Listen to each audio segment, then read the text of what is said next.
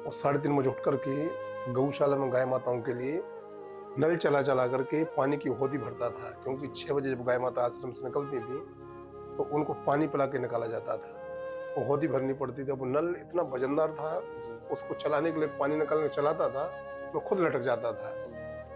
तो पहले नल चला करके नित्य गाय माताओं के लिए होदी भरता था। बहुत अल्प उम्र में आटा गूंथ करके लकड़ी वाले चूल्हे में रोटियां बनाना सीख गया था। ये पेट है ना भैया, जब माता पिता ना रहे सानिध्य में, माता पिता का सानिध्य ना मिले, माता पिता साथ में ना रहें, ये पेट सब कुछ करा देता है। लेकिन भैया एक समय ऐसा भी था, एक पोशाक मैं साल साल भर पहनता था, कोई नहीं था ना, कोई भी नहीं था जी। जब अपना कोई नहीं, अपने जब माँ बाप नहीं होते ना साथ में, तो बहुत चिंता और फिक्र करने वाले कोई नहीं होते हैं। तो एक पोशाक के लिए हम दिन भर पहनते थे, रात में उसी को धुल लेते थे और सुबह फिर उसी को पहन करके स्कूल चले जाते थे गुरुकुल में। डिम्पल या तो मेरी बहन है, क्योंकि वो हिंदू है। तो पहले तो मौलाना से मैं ये कहना चाहता हूँ कि इस बार तो हमारी बहन के लिए इस प्रकार से बोल दिया, आगे से हमारी हिंदुओं की बहनों के ऊपर इस प्रकार के कटाक्ष और इस प्रकार के कमेंट करना बंद कर दें, नहीं तो बोलने वाले मौलाना हो या कोई पादरी हो, उनकी जीभ खींच ली जाएगी। 90% लड़कों के साथ यही समस्या आती है कि वह प्रेम जाल में पड़ते हैं, लड़की के द्वारा उनको धोखा दिया जाता है। वो और युवा के साथ एक पुरुष जो युवा है उनके संग सबसे बड़ी समस्या यह आती है कि जहाँ वह 15-16 साल की उम्र में आते हैं, वह परिवार से दूर हो जाते हैं। उनको वह प्रेम नहीं मिल पाता माता पिता के द्वारा जिसके वो महत्वाकांक्षी होते हैं। वह प्रेम उनको जब वो किसी लड़की के द्वारा मिलता है तो उसके प्रति वो पूर्ण समर्पित या पूर्ण समर्पित हो जाते हैं।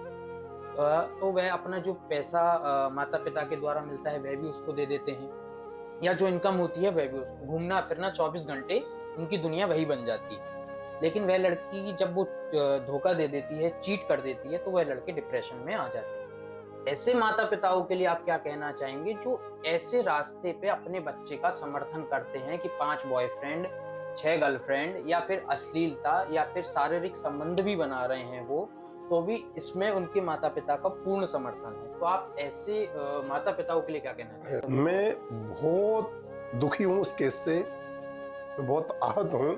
नहीं करनी थी आपको शादी, मत करती, लेकिन किसी की जिंदगी के साथ में खेलना, डॉलर की कीमत गिर जाए मुझे चिंता नहीं है, नोट की कीमत भी गिर जाए मुझे चिंता नहीं है, पैसा भी कमजोर हो जाए मुझे चिंता नहीं है, लेकिन भारत देश में एक चिंता का विषय ये आ गया गौरव भाई कि आज इंसान की जान की चिंता नहीं है, जान की कीमत कम हो चुकी है। प्रिय मित्र अनुरुद्धाचार्य जी ने एक भी शब्द गलत नहीं कहा है। ये धर्मगुरुओं की मंच है। धर्मगुरु यदि धर्म और अधर्म में अंतर नहीं बतलाएंगे, अच्छे और बुरे में अंतर नहीं बतलाएंगे, तो बताएगा कौन? आपके शिष्य शासन में भी हैं, प्रशासन में भी हैं, इस बात से मैं अवगत। ठाकुर जी की बड़ी कृपा भी है। तो अक्सर आपको ऑफर मिलते रहे होंगे कि चुनाव आपको लड़ना है, या फिर गुरुदेव आपको यहाँ से आप चुनाव लड़ लेंगे।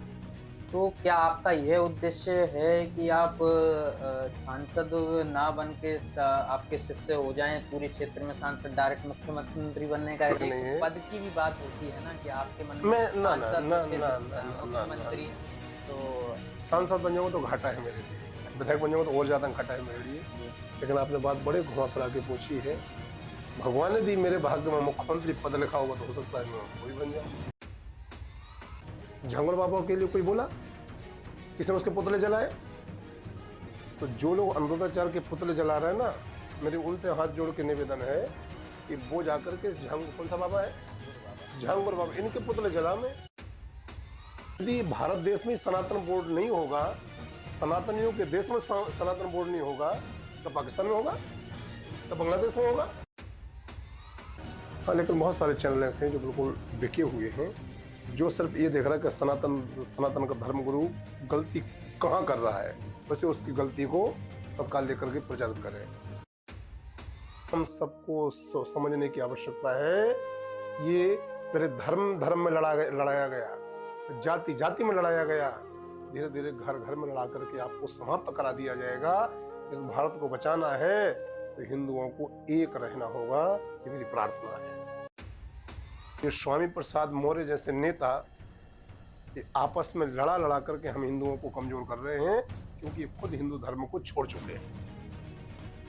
मैं ये कहना चाहता हूं कि कट्टर सनातनी होने के नाते, धर्म पथिक होने के नाते, जो श्रीमद् भगवत गीता, जो श्रीमद् रामचरितमानस इनको जलाने की बात करता है, मैं बोलना चाहता हूं कि ऐसे व्यक्तियों को विजयादशमी पर या होली दिवस पर उल्टा करके जला देना चाहिए। मन भर के ब्रजवासियों ने आशीर्वाद के रूप में वोटें दी, उनको एक बार, दो बार, तीसरी बार सांसद बनाया। तो जिन ब्रजवासियों ने हेमा मालिनी जी को 3 बार सांसद बनाया हो, उनको इस पद पर रह करके ऐसी वक्तव्य देना शोभा नहीं देता है।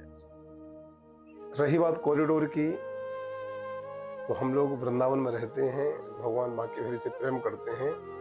हम लोग क्या कहते हैं कि भैया या वृंदावन में तो बिहारी जी की मर्जी के बिना पत्तो भी ना हिले।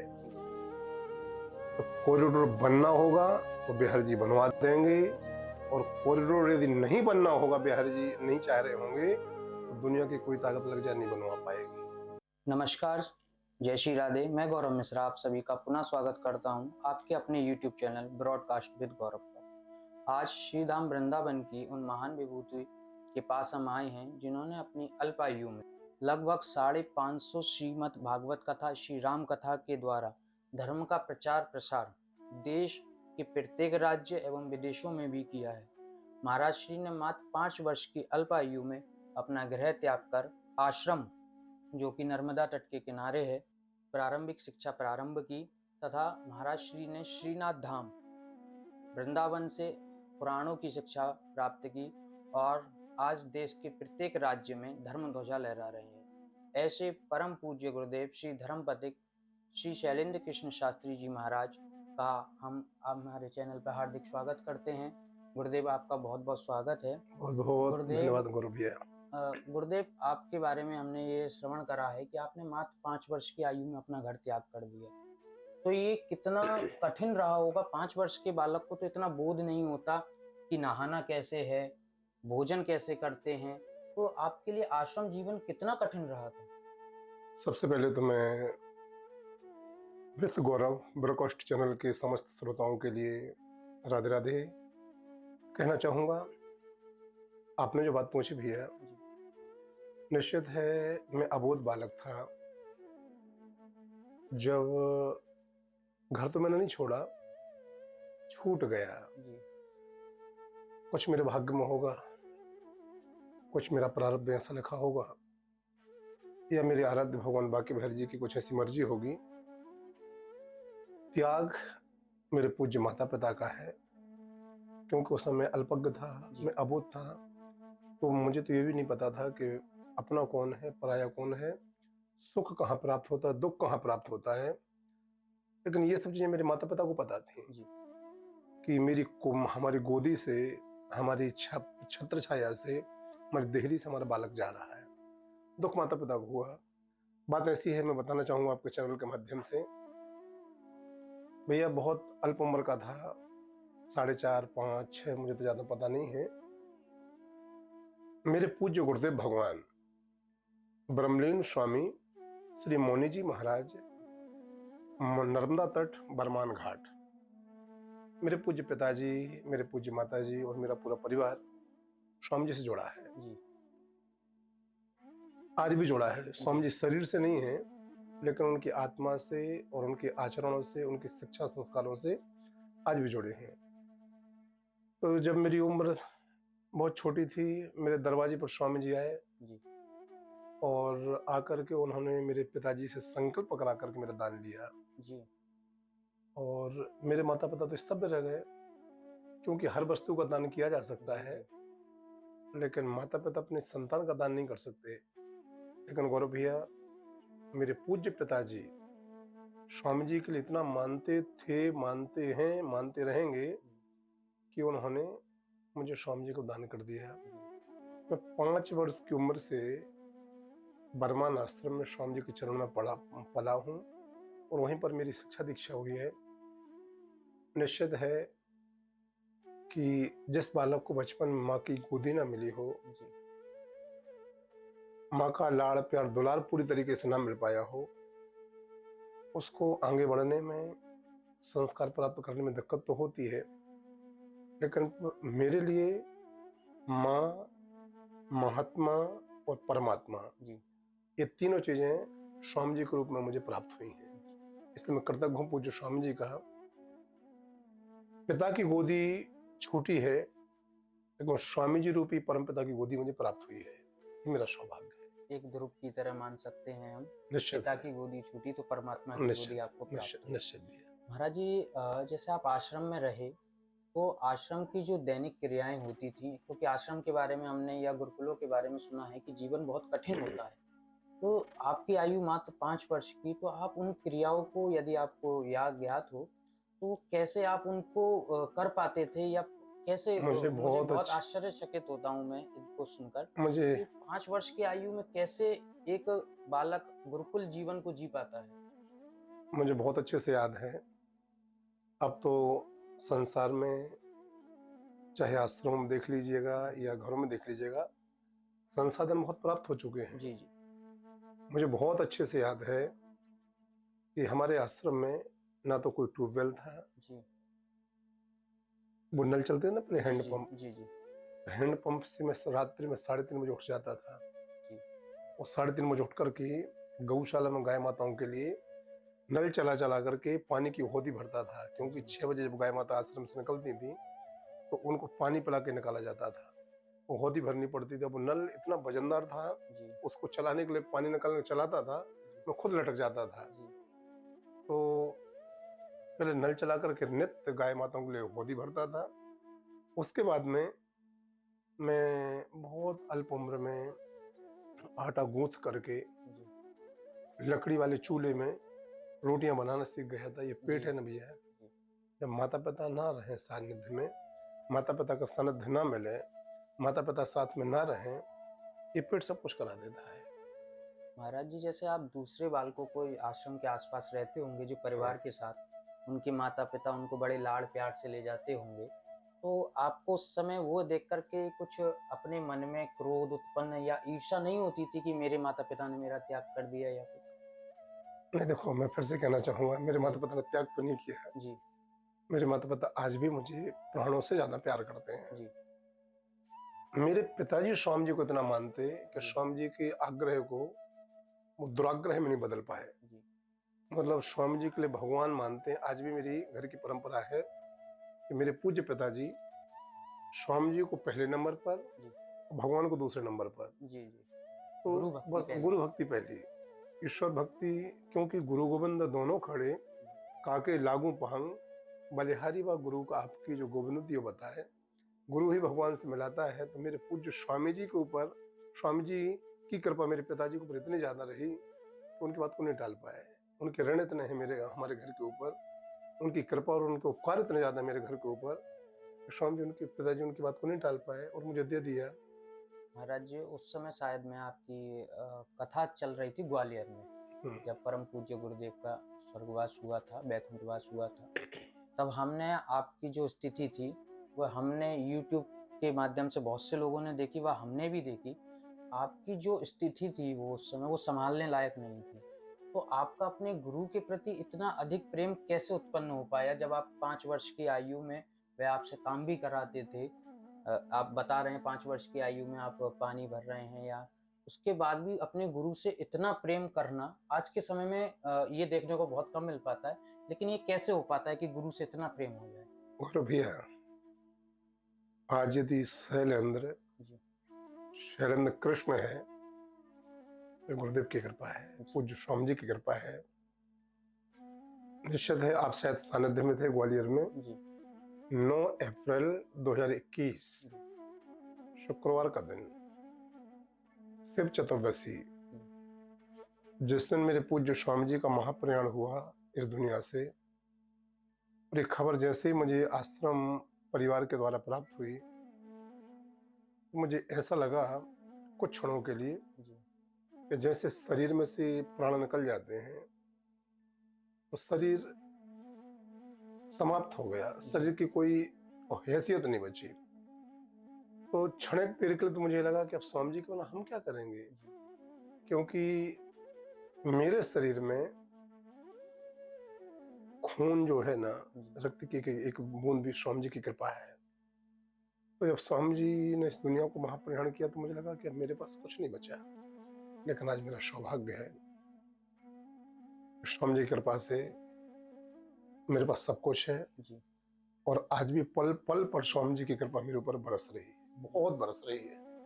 महाराज जी, जैसे आपके नाम के आगे धर्म पथिक लगाया गया है, एक उपाधि कह सकते हैं या फिर एक उपनाम भी कह सकते हैं, इसका तात्पर्य या फिर इसका अर्थ क्या मान सकते हैं हम धर्म पथिक? निश्चित है, ये सौभाग्य मेरा, जी, ये भारत के गुरुजनों ने, भारत के संत जनों ने जी, धर्म पथिक की उपाधि से मुझे अलंकृत किया हुआ है। आप देख ही रहे हैं, जी, 365 दिन में से 345 दिन तक तो हम भगवान की कथा सुना ही रहे लगातार पिछले जी, कई वर्षों से। साल में 20 दिन बचते हैं, उनमें चाहे यात्रा कर लूं, चाहे अपने लिए बचा लूं, चाहे चाहे माता पिता को दे दूं या अपने किसी भी कार्य में लगा लूं, 345 दिन तक तो भगवान की कथा कर रहा हूं। धर्म का प्रचार कर रहा हूँ, कथा से 1 रुपये लेता नहीं हूँ। जी, वो ये नहीं कह सकता है कि मैंने किसी से आज तक ये डिमांड करी है कि मैं आपसे 1 लाख रुपए लूंगा खुद के लिए, 2 लाख रुपए लूंगा तब कथा करूंगा। मैं सिर्फ धर्म का प्रचार करने के लिए कथा कर रहा हूँ, क्योंकि मैंने एक लक्ष्य लिया है। जैसे नवधा भक्ति होती है ना, श्रवणम जी, कीर्तनम विष्णु स्मरणम पाद सेवनम अर्चनम वंदनम दास्यम सख्यम आत्मनिवेदनम। जैसे नवधा भक्ति में से कोई एक भक्ति का आश्रय लेवे भगवान की प्राप्ति के लिए, भगवान ने कृपा करके मुझे मनुष्य बनाया है। जी, और ये मनुष्य जन्म बार बार तो मिलता नहीं है। ये सद्ज्ञान भगवान की कृपा से, गुरुदेव की कृपा से बहुत जल्दी हो गया है मुझे कि यदि इस जन्म में भगवान की प्राप्ति नहीं कर पाए तो कब करेंगे। जी, तो हमने कथा को माध्यम बना लिया है, मतलब वो नवधा भक्ति में से एक हमने ये भक्ति कथा कहने की और कथा सुनने की जी, भक्ति को हमने अपने जीवन में उतार लिया है, ताकि इसी भक्ति के द्वारा मुझे भगवान प्राप्त हो जाए। कथा इज माई लव जी, and Katha is my life. मेरी जिंदगी कथा है और मेरा प्यार कथा है। हम कथा इसलिए नहीं कहते हैं कि आश्रम बहुत बड़ा बन जाए, हम कथा इसलिए नहीं करते हैं कि हमारा बैंक बैलेंस बहुत ज़्यादा हो जाए। हम कथा केवल इसलिए करते हैं कि ताकि मेरा मानव जीवन धन्य हो जाए और मुझे इस जन्म में ईश्वर प्राप्ति हो जाए। महाराज जी, एक प्रश्न, अब जैसे आप कहते हैं कि आपका सौभाग्य है कि आपको गुरुदेव प्राप्त हुए और आप अपने जीवन में भगवान की कृपा से उन्नति पे उन्नति प्राप्त कर रहे हैं। लेकिन एक प्रश्न ये आता है कि कर्म से भाग्य बनता है। कुछ लोग कहते हैं जैसे आप कर्म करेंगे वैसा आपका भाग्य बनता जाएगा, लेकिन कुछ कभी कभी प्रसंग ये आ जाते हैं कि जो भाग्य में लिखा है वही प्राप्त होगा। तो ये दो असमंजस उत्पन्न हो जाते हैं। ये आपने बहुत अच्छा प्रश्न किया भैया। तो पहले तो मैं आपको ये बता रहा हूँ, आपने जी, प्रश्न किया कि आपको धर्म पथिक क्यों कहा गया, जी, धर्म पथिक का अर्थ क्या है। धर्म पथिक का सीधा सीधा अर्थ है कि हम धर्म के राही हैं, जी, जी, अर्थात हम दिन और रात एक ही कार्य कर रहे हैं, धर्म का प्रचार। हमारा वैदिक हिंदू सनातन धर्म, जी, हम उसी के प्रचार प्रसार के लिए लगे हैं। इसलिए महापुरुषों ने कृपा करके मुझे धर्म पथिक कहा, जी, जी, जी, ताकि ये धर्म की यात्रा में लगा हूँ, धर्म की यात्रा कर रहा हूँ और सबको धर्म से जोड़ रहा हूँ, इसलिए महापुरुषों ने, गुरुजनों ने धर्म पथिक कहा। अब आपने ये प्रश्न कहा कि व्यक्ति को, दो प्रसंग हाँ, आपस में हमेशा टकराते हैं, एक भाग्य और एक भाग्य और एक कर्म। कर्म। कहते हैं कि भाग्य के जो लिखा है वही आपको प्राप्त होगा, और कुछ प्रसंगों में ये आता है कि जैसे कर्म चल करेंगे वैसा आपको भाग्य से प्राप्त होगा। तो ये दो प्रसंग आपस में हमेशा टकराते हैं। तो इसमें कर्म की भूमिका महन है या भाग्य की भूमिका महन? बहुत अच्छा प्रश्न किया आपने, बहुत ही अच्छा प्रश्न किया। देखिए, प्रश्न आपने मुझसे किया है, जी, मैं जवाब दे रहा हूँ। जी, कर्म प्रधान विश्व रचि राखा, जी, जो जस करे सो तस फल चाखा। निश्चित है, प्रधानता तो कर्म की है। जी, अब ये भाग्य बीच बीच में क्यों टकराता है, जी, भाग्य तो टकराएगा ही, आज का किया हुआ कर्म ही हमारा कल का भाग्य है। जी, जो लोग कहते हैं ना भाग्य की प्रधानता है, प्रधानता भाग्य की नहीं, प्रधानता कर्म की ही है। जी, यदि आपके कर्म अच्छे रहे तो आपका भाग्य अच्छा होगा, यदि आपके कर्म बुरे रहे कल का आपका भाग्य बुरा रहेगा। ऐसा समझो आप, जैसे हमने जमीन में बीज आज बोया जी, तो फसल 4 महीने बाद काटने को मिलेगी। तो आज हमने कर्म कर लिया, उसका हमें जो कल भोगने को प्राप्त हो रहा है ना, वही भाग्य है। जी, तो आज का किया कर्म कल का भाग्य है, भाग्य की प्रधानता है। और आपके चैनल के माध्यम से मैं यही कहूंगा कि भाग्य के भरोसे भूल करके भी कभी मत बैठना। भगवान ने आपको हाथ और पांव भी दिए हैं, फिर भी आप अपने हाथों से कुछ कर्म नहीं करना चाह रहे हो। भगवान ने आपको बहुत सुंदर हाथ दिए हैं, आपके घर में आश्रम में आटा दिया हुआ है, यदि आप गूंथ करके आटे को रोटी नहीं बना पा रहे हो, जी, भगवान आपको देने नहीं आने वाला है। भगवान का उसको मैंने व्यवस्थाएं भी दी हैं, सामग्री भी दी है, इसको सामर्थ्यवान भी बनाया है, ये फ्री बना के नहीं खा सकता है। तो इसलिए कर्म की प्रधानता है, कर्म अच्छे होना चाहिए और कर्म ईश्वर प्राप्ति वाले होना चाहिए। महाराज जी, आज के समय में सोशल मीडिया का एक कह सकते हैं युग चल रहा है। हम्म। सोशल मीडिया का इस समय वर्चस्व बहुत अधिक देखने को मिल रहा है, और इस युग में सोशल मीडिया के माध्यम से क्या ये संभव है कि कुछ समय में या कुछ मिनटों में संतों की छवि बनाई भी जा सकती है, या संतों की छवि सोशल मीडिया के द्वारा बिगाड़ी भी जा सकती है? आपने बहुत अच्छा कहा, मैं इस बात से बहुत प्रसन्न हूँ जी, और आपकी बात को मैं स्वीकार करता हूँ। कुछ कुछ लोगों को कोरोना के पहले जाना नहीं जाता था, जी, कोई पहचानता नहीं था कि वो कौन है। जी, मैं नाम नहीं ले रहा हूँ किसी जी, के, जी, मैं जी, किसी व्यक्ति विशेष पर भी नहीं बोल रहा हूँ, जी, इसलिए आप लोग भी ऐसा कोई अर्थ ना लगा में। लेकिन कोरोना के पहले जिनको कोई जानता नहीं था, सोशल नेटवर्क के प्लेटफॉर्म का आश्रय लिया, जी, तो सोशल नेटवर्क ने उनको बहुत आगे बढ़ा दिया। जी, जैसे हम लोग बोलते बंडल ऑफ साइंस, विज्ञान के चमत्कार भी हैं और विज्ञान के अभिशाप भी हैं। जी, ठीक उसी प्रकार से सोशल नेटवर्क के चमत्कार भी बहुत हैं। यदि किसी को अच्छा सपोर्टर मिल गया, किसी को इस सोशल का अच्छा नेटवर्क मिल गया और उस प्लेटफॉर्म पर चलाने वाले अच्छे लोग मिल गए, बढ़ा सकते हैं। जी, और गलती से इस वाणी ने थोड़ा सा कुछ गलत कह दिया जी, तो फिर आपको रातों रात जैसे आप उठे थे, ये प्लेटफॉर्म को गिरा भी सकता है।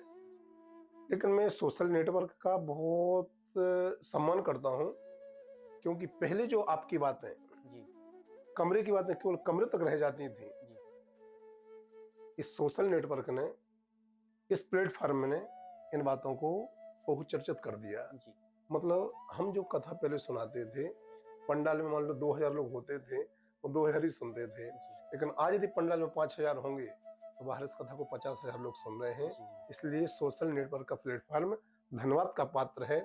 लेकिन कथावाचकों से और इस नेटवर्क का आश्रय लेने वालों से ही कहूंगा कि शब्द संभाल के बोलिए, कुछ गलत ना बोल जाए, नहीं तो अर्श से फर्श पर आने में भी बिल्कुल देरी नहीं लगती है। महाराज जी, आपने जैसे कहा शब्दों का विशेष ध्यान रखें, तो जैसे मैंने अभी ये कार्य प्रारंभ किया है ब्रॉडकास्ट, तो कभी-कभी हम बोलना कुछ चाहते हैं, शब्द कुछ और निकल जाते बोलो। हैं, क्योंकि ये मैं अब इस चीज़ को मैं समझ रहा हूँ। हम्म। तो अक्सर कथावाचकों को यही टारगेट कर लिया जाता है कि वो बेचारे बोलना कुछ और चाहते हैं या बताना कुछ और चाहते हैं, लेकिन शब्द नहीं मिलते, तो शब्द की जगह कुछ और शब्द निकल जाते हैं। ऐसे ही आपके मित्र हैं श्री अनिरुद्धाचार्य जी महाराज, उन्होंने एक वक्तव्य दिया था कि आजकल 25 से तक विवाह नहीं हो रहे हैं, तो जो लड़कियां हैं वो 4 बार रिलेशनशिप में रह लेती हैं, तो वो 4 बार नहीं रुक पाती, फिर वह विवाह करती हैं, तो वो आपके घर में कैसे रुक पाएंगी? इस पर महिला मोर्चा ने उनके ऊपर एफआईआर दर्ज करा दी है, और न्यूज़ डिबेट तो इतनी अधिक चल रही हैं इसके ऊपर कि बहुत ज़्यादा। तो आप इस वक्तव्य पे अपना क्या पक्ष रखना चाहेंगे? क्योंकि वे आपके मित्र भी हैं और कथावाचक भी हैं, तो आप इसको किस प्रकार से देखते हैं? गौरव भैया, पहली बात तो ये कहना चाहूंगा आपके चैनल के माध्यम से, यत्र नार्यस्तु पूज्यन्ते जी, रमन्ते तत्र देवता। जहां जहां जिन घरों में जिस समाज में स्त्री का सम्मान होता है वहां देवता निवास करते हैं। अमेरिका हो गया, लंदन हो गया, यूरोप कंट्रीज हो गई, यहाँ पर स्त्री को बेबी कहा जा सकता है, बेबी कहते हैं यहाँ के लोग। लेकिन एक भारत देश ऐसा है, भारत भूमि ऐसी है, यहाँ स्त्री को बेबी नहीं, यहाँ सिर्फ देवी कहा गया। या देवी सर्वभूतेषु मातृरूपेण संस्थिता, नमस्तस्यै नमस्तस्यै नमस्तस्यै नमो नमः। देवियों को तो, माताओं को, स्त्रियों को तो माँ कहा गया है और देवी कहा गया है। अब रही बात अनुरुद्धाचार्य जी की, तो मेरे प्रिय मित्र अनुरुद्धाचार्य जी ने एक भी शब्द गलत नहीं कहा है। हाँ, इतना हो सकता है उनका कहने का लहजा अलग हो सकता है, निश्चित है। आप बोलते हो तो आप अपने स्तर से बोलते हो, अपने प्रकार से बोलते हो। मैं बोलता हूँ, मैं अपने हिसाब से बोलता हूँ, आप लोग अपने हिसाब से बोलते हैं। तो अनुरुद्धाचार्य जी ने जो कहा है वो मुझे तो नहीं लगा कि उन्होंने कोई सब्जेक्ट गलत बोला है। ये धर्मगुरुओं की मंच है। धर्मगुरु यदि धर्म और अधर्म में अंतर नहीं बतलाएंगे, अच्छे और बुरे में अंतर नहीं बतलाएंगे, तो बताएगा कौन? कथा is the biggest collection of the positive thinking. भगवान की कथा सिर्फ वो ही ना हो कि ध्रुव जी को भगवान ऐसे मिले, प्रहलाद जी को भगवान ऐसे मिले, इस सब ने बहुत सुन लिया है। सबको पता है कि ध्रुव जी ने इसी हमारी मधुबन में यमुना के तट पर, यमुना के पल्ली पर 5 माह तक ओम नमो भगवते वासुदेवाय 12 अक्षर मंत्र का जाप किया तो भगवान के दर्शन हो गए। अब कथाओं में कुछ क्रांतिकारी उद्बोधन की, क्रांतिकारी सत्संग की आवश्यकता है। ये कलयुग चल रहा है, यहाँ पर रास्ते बहुत ज्यादा बन चुके हैं और बहुत से रास्तों पर भटकने के चांस भी बहुत ज्यादा हो चुके हैं। धर्मगुरु यदि अच्छे और बुरे का आपको एहसास नहीं करो तो कौन कराएगा? अब अनुरुद्धाचार्य जी की बात बुरी किसको लगी? मैंने भी आपको स्टार्टिंग कैसे की इस प्रसंग की, या देवी सर्वभूतेषु मातृरूपेण संस्थिता। जो स्त्रियां विशुद्ध देवियों के जैसी हैं, जिनके आचरण बिल्कुल देवियों के जैसे हैं, उनको तो अनुरुद्धाचार्य जी की बात अच्छी लगी होगी, उनको बिल्कुल बुरी नहीं लगी होगी। गलत सही तो बोला, लेकिन जिनके ऊपर बॉलीवुड हावी है, बॉलीवुड के जैसा खाना पीना, उनके जैसा रहना सहना, उनके जैसी बातें करना, उनके जैसा कल्चर जीना, निश्चित अनुरुद्धाचार्य जी की बात उनको बुरी लगी है। पूज्य बाबा प्रेमानंद महाराज जी ने भी जो बोला, उनने भी गलत नहीं बोला। संत तक कभी गलत नहीं बोलेगा। ना तो अनुरुद्धाचार्य जी का कोई स्वार्थ है, ना पूज्य बाबा प्रेमानंद जी का कोई स्वार्थ है। जिस मंच पर वो बैठे हैं ना, वो नीति की बात कर रहे हैं। आपको जो बात अच्छी लगे आप उसको स्वीकार करो, जो बात आपको अच्छी ना लगे आप यहाँ से निकाल सकते हो, लेकिन धर्मगुरु को आप अनादर तो मत करो। अनुरुद्धाचार्य जी ने ये बोलकर कोई पाप नहीं किया है। कुछ लोग कह रहे हैं उनको ऊपर देशद्रोह का केस लगना चाहिए। भाई कौन सा पाप कर दिया? वो व्यक्ति प्रातःकाल की बेला से लेकर रात तक हजारों लोगों को भोजन करा रहा है। किसी माई के लाल में ताकत हो तो वो ऐसा करके बताए। पूज्य बाबा प्रेमानंद जी, उनकी भक्ति वृंदावन में एक अलग प्रकार की चल रही है। 2:30 बजे रात्रि में जब हम लोग प्रेम मंदिर के आसपास से जाते हैं, वहां ऐसा लगता है कलयुग नहीं है, सतयुग आ गया है।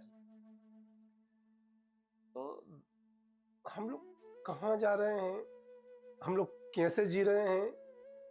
उन्होंने शिक्षा के लिए बोला है, अच्छे के लिए बोला है, अपन उसको पॉजिटिव में ले सकते ना बातों के लिए। मैं इस केस में, इस विषय पर मेरे लाडले मित्र अनुरुद्धाचार्य जी के साथ हूँ। महाराज जी, अब जैसे आपने प्रेमानंद जी के विषय में बताया, जब तक उन्होंने वक्तव्य जो युवा पीढ़ी थी उसकी सहमति के अनुसार निकलते रहे, जब तक उनका पूर्ण समर्थन रहा और उनकी जो विभूति थी वो ऐसे चमकी वृंदावन में कि जैसे चांद चमक गया हो। लेकिन एक वक्तव्य ऐसा आया जो उनके हित में नहीं था, तो उनका विरोध प्रारंभ हो गया। तो आज के युवा की क्या मानसिकता हो गई है? तो इसका तात्पर्य सीधा सीधा है कि युवा अभी भी धर्म को बहुत अच्छे से समझ नहीं पाया है। युवाओं को अभी भी धर्म को समझने की आवश्यकता है। मैं तुम्हारी तारीफ करता रहूं, मैं तुम्हारी आरती उतारता रहूं, तो ही तुम्हारे लिए मैं ठीक हूं। जी, जहां तुम्हारे लिए आईना दिखा दूं, जहां तुम्हारी असलियत दिखा दूं, जहां पर मैं तुम्हारे लिए बता दूं कि भी यहाँ गलत हो, जी, तो वहां तुम मेरी विरोधी बन जाओगे क्या? आईना कभी झूठ नहीं बोलता, ठीक संत उसी प्रकार कभी झूठ नहीं बोलते। यदि पूज्य प्रेमानंद महाराज जी ने कुछ कहा है तो उनकी बात को गौर से सुनना है, समझना है, विशेष करके युवाओं को अपने अंदर झांक के देखना है। महाराज जी, अब युवाओं की बात आ रही है तो चाहे पुंडरीक जी महाराज हो, चाहे इंद्रेश जी महाराज हो, आप हैं, आपको युवा वर्ग बहुत ज़्यादा फॉलो करता है। सौभाग्य मेरा। जी, तो मैं देखता हूँ कथाओं में भी और वैसे भी, तो आपको जो युवा है जो बिगड़ने की उम्र होती है 15 से लेके 22 साल तक की, 25 साल तक की उम्र, उस वर्ग का युवा आप लोगों को बहुत ज़्यादा फॉलो करता है। तो क्या आप लोग उनको क्या दिशा देना चाहेंगे कि वह इन चीज़ों से बच करके, तो क्या उनकी दिनचर्या क्या कर लें वो ऐसी जिससे कि वो इन सब चीज़ों से बच जाएँ? गौरव भैया, बहुत अच्छा प्रश्न किया आपने। युवाओं से तो एक ही आह्वान करूंगा,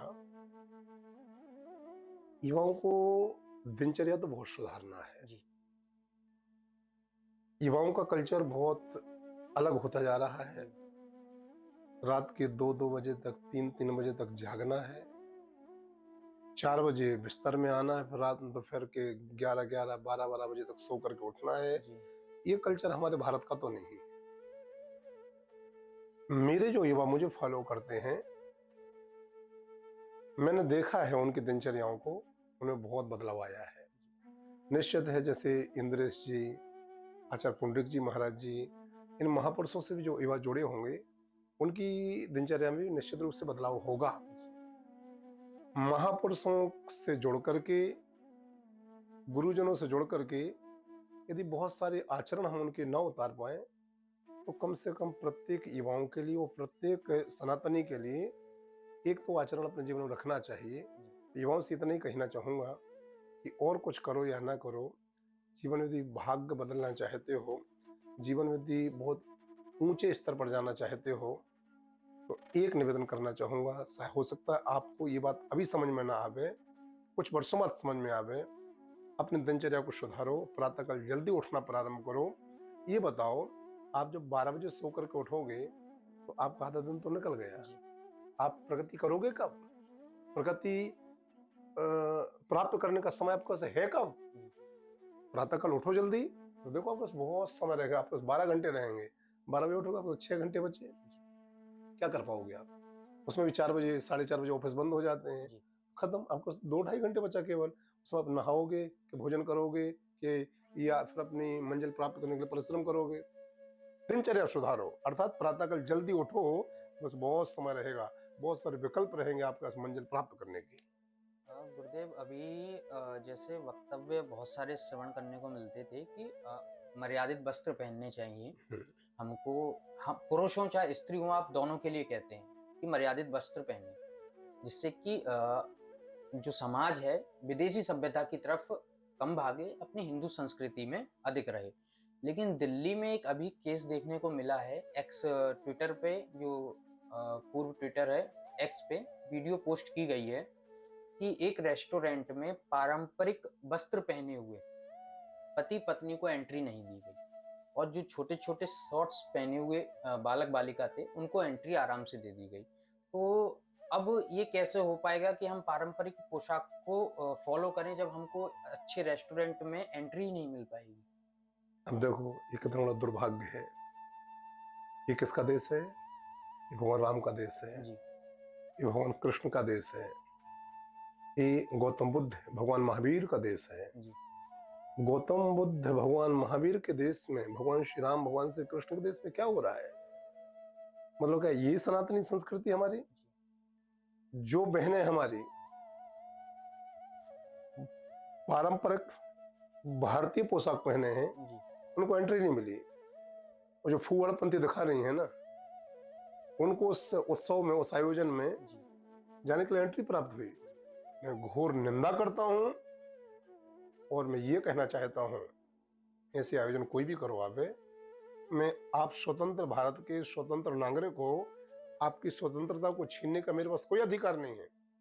लेकिन धर्मगुरु होने के नाते आपसे यही कहना चाहूंगा, कम से कम उनका मनोबल बढ़ाया करो, कम से कम उनका साथ दिया करो, कम से कम उनका सपोर्ट किया करो, और कम से कम उनके साथ में तो ऐसा कोई काम मत किया करो जो भारत में रह करके भारत की सभ्यता और संस्कृति को बचा करके रखे हैं।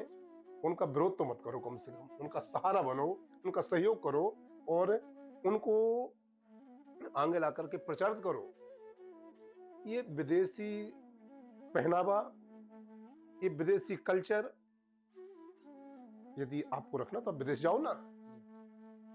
लोग कह रहे हैं गौरव भैया कि हाईटेक का जमाना आ गया, हाईटेक का जमाना आ गया, लेकिन मुझे ऐसा लगता है कि हाईटेक का जमाना नहीं, हाईजेक का जमाना आ गया है।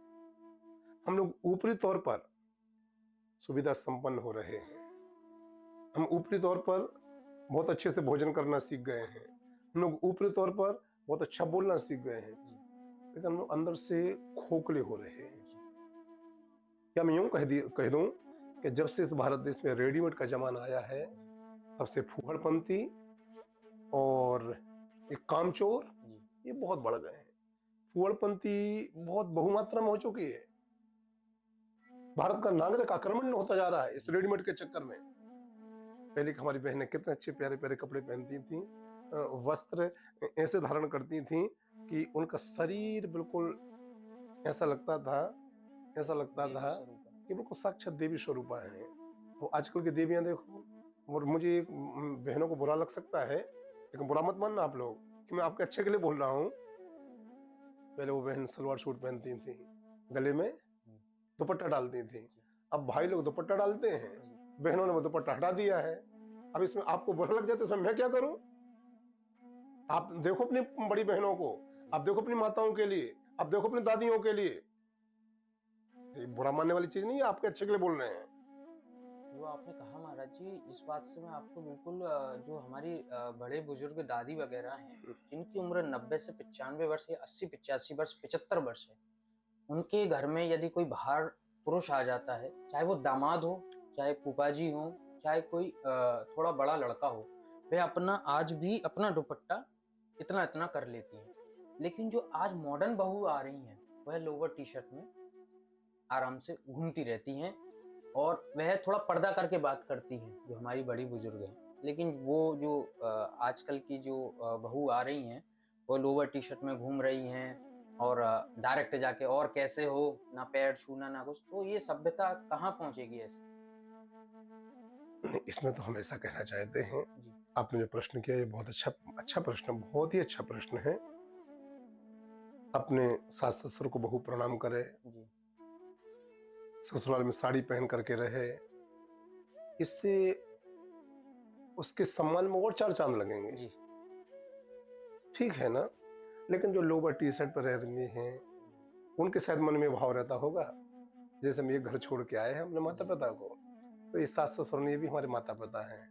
वो जैसे लाड़ प्यार अपने जन्म देने वाले माता पिता से करती थी पिहर में, जैसे ससुराल में आकर के वो उसी प्रकार से अपने माता पिता से बातें करती हैं। ये कोई दिक्कत नहीं है। मैं नहीं थोपूंगा आपके ऊपर कि जो पहले करते आए हैं वो ही आप करो, मैं बिल्कुल नहीं थोपूंगा, लेकिन वो भी मत करो कि जिससे आपके शरीर में फूहड़पंती झलके, आपकी वाणी से ओछापन हल्कापन दिखाई देवे। महाराज जी, वस्त्रों की बात चल रही है। अभी हमारे उत्तर प्रदेश के पूर्व मुख्यमंत्री अखिलेश यादव जी की जो वाइफ हैं, वह भी सांसद हैं।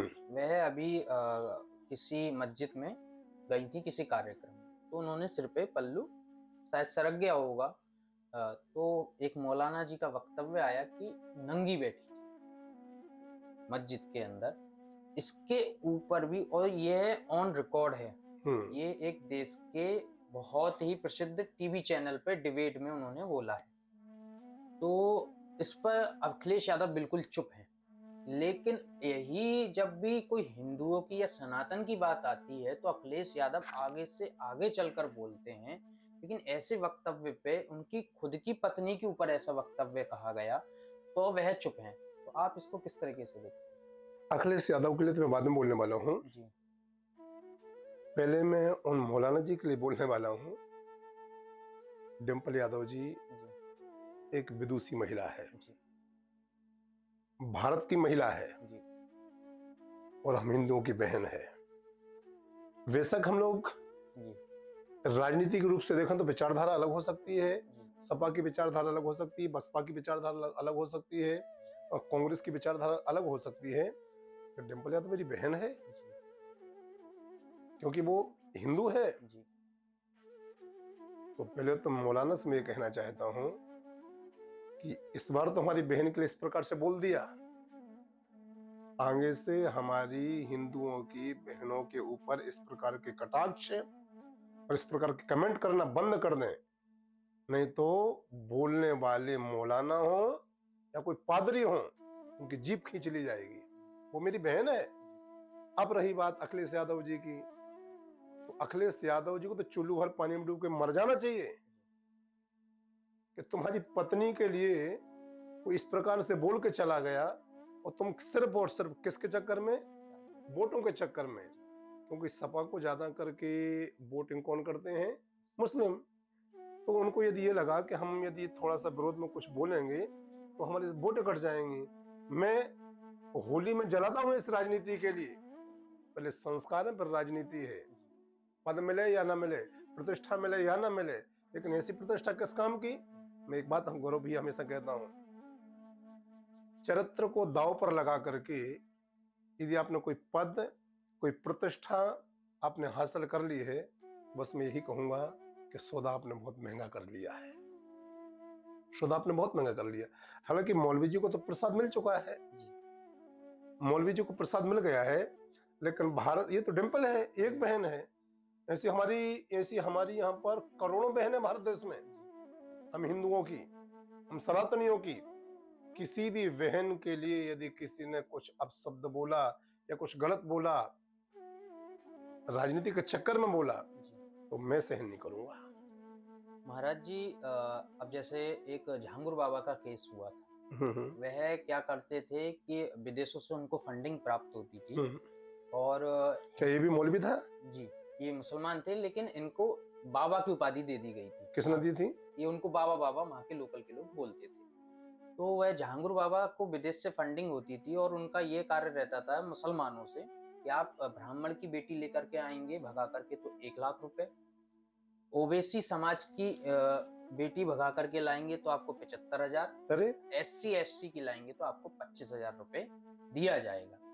लेकिन वह मुद्दा हुआ, उनके ऊपर ईडी की रेड पड़ी, उनके पास 60 करोड़ रुपए से अधिक की संपत्ति बरामद हुई, जो कि उनको कोई लेखा जोखा नहीं है। उनके ऊपर नेशनल न्यूज चैनल्स पे इतनी अधिक रिपोर्ट नहीं मिली, लेकिन हमारे कथावाचकों के द्वारा कोई एक शब्द निकल जाए तो उसके ऊपर टीवी नेशनल न्यूज़ों पर 1-1 घंटे, 2-2 घंटे लगातार 7-7, 8-8 दिन डिबेट चलती है। चाहे धीरेन्द्र शास्त्री जी हो जाएं, चाहे अनिरुद्ध जी हो जाएं, चाहे प्रदीप मिश्रा जी हो जाएं, यदि उनके मुंह से कोई वक्तव्य निकल जाए तो 3-3 दिन, 4-4 दिन डिबेट चलती है। तो आप इसको लेकर के क्या कहना चाहेंगे कि टीआरपी के लिए हमेशा हिंदू जो कथावाचक हैं वही टारगेट रहते हैं? देखो, आपने जो बात कही ना, जी मुझे फिर बोलने पर मजबूर होना पड़ रहा है। हिंदू कथावाचक ने, हिंदू संत ने, हिंदू महापुरुष ने जी यदि कुछ बोल दिया तो लोग आंदोलन करने लगते हैं, लोग पुतले जलाने लगते हैं। अब फिर वही बात आ गई अनुताचार्य जी वाली। जी उन्होंने तो हिसाब किताब से यही बोला कि ठीक से रहो, जी मर्यादा में रहो। झांगुर बाबा के लिए कोई बोला? किसी ने उसके पुतले जलाए? तो जो लोग अनुताचार्य के पुतले जला रहे हैं ना, मेरे उनसे हाथ जोड़ के निवेदन है कि वो जाकर के कौन सा बाबा है? झांगुर बाबा। झांगुर बाबा, इनके पुतले जला में। टीआरपी बढ़ाने के लिए जरूरी नहीं है कि हम कुख्यातों का ही, हम केवल विख्यातों के ही विरोध में जाए। टीआरपी बढ़ाने के लिए झांगुर बाबा जैसे लोगों को भी बहुत अच्छे से दिखाओ, और इनको जो इन्होंने अपराध किया है वो अपराध इनको जन जन तक पहुंचाओ, ताकि एक साफ शुद्ध स्पष्ट व्यक्ति ऐसे लोगों से दूर रहे। महाराज जी एक ऐसी टीआरपी किस काम की? ऐसी टीआरपी किस काम की? महाराज जी अभी कुंभ के समय पे बहुत ज्यादा मुद्दा उठा था, सनातन बोर्ड। लेकिन वह अब थोड़ा थोड़ा डाउन हो गया है, सनातन बोर्ड की अब बात कम उठ रही है। लेकिन जो हम जैसे आप देख रहे हैं कि हमेशा हिंदू कथावाचकों को टारगेट करते हैं, हिंदू लोगों को टारगेट करते हैं, मुसलमानों को टारगेट इसलिए नहीं किया जाता क्योंकि उनका एक पर्सनल अलग लॉ बोर्ड है। यदि उसके अंदर केस चला जाएगा तो इनको जो दंड है न्यूज चैनल वालों को मिल सकता है। तो क्या हमारा भी एक सनातन बोर्ड या फिर एक कोर्ट ऐसा होना चाहिए जिसमें यदि हमारे कथावाचकों से कोई वक्तव्य निकल जाए तो हमारे जो धर्म गुरु हैं उसके ऊपर फैसला वही दें? या अब सुप्रीम कोर्ट में केस हो गया अनिरुद्धाचार्य जी के लिए, जबकि शास्त्रों में तो उनको समझाना कि जैसा आप भी समझाते हैं या वह समझा रहे हैं, तो शास्त्रों में तो ये लिखा हुआ है कि नरक जाएंगे तो आपको ये कर्म नहीं करने हैं, तो उनको ये वक्तव्य तो बोलने पड़ेंगे मंच से। तो अब वो ये बोलेंगे तो उनको कोर्ट केस का सामना करना पड़ेगा। क्या धर्म गुरुओं का एक अलग सनातन बोर्ड होना चाहिए या नहीं? निश्चित रूप से पूज्य देवकी नंदन ठाकुर जी महाराज ने सनातन बोर्ड के लिए, सनातन बोर्ड की मांग के लिए बहुत परिश्रम किया, बड़े आंदोलन किए, बड़े बड़े संतों के सम्मेलन करवाए। आपके चैनल के माध्यम से मैं पूज्य देवकी नंदन ठाकुर जी महाराज जी का पुरजोर समर्थन करता हूं और मैं यही कहता हूं कि हम सनातनियों के लिए भी सनातन बोर्ड हो, ताकि हमारे सनातन धर्म के लिए कोई विधर्मी, कोई अपराधी यदि हमारी बहनों के लिए, हमारी बेटियों के लिए या हमारी युवाओं के लिए कुछ बरगला करके उनके भविष्य को बर्बाद करा रहे हैं, समझ रहे आप मैं क्या कहने जा रहा हूं?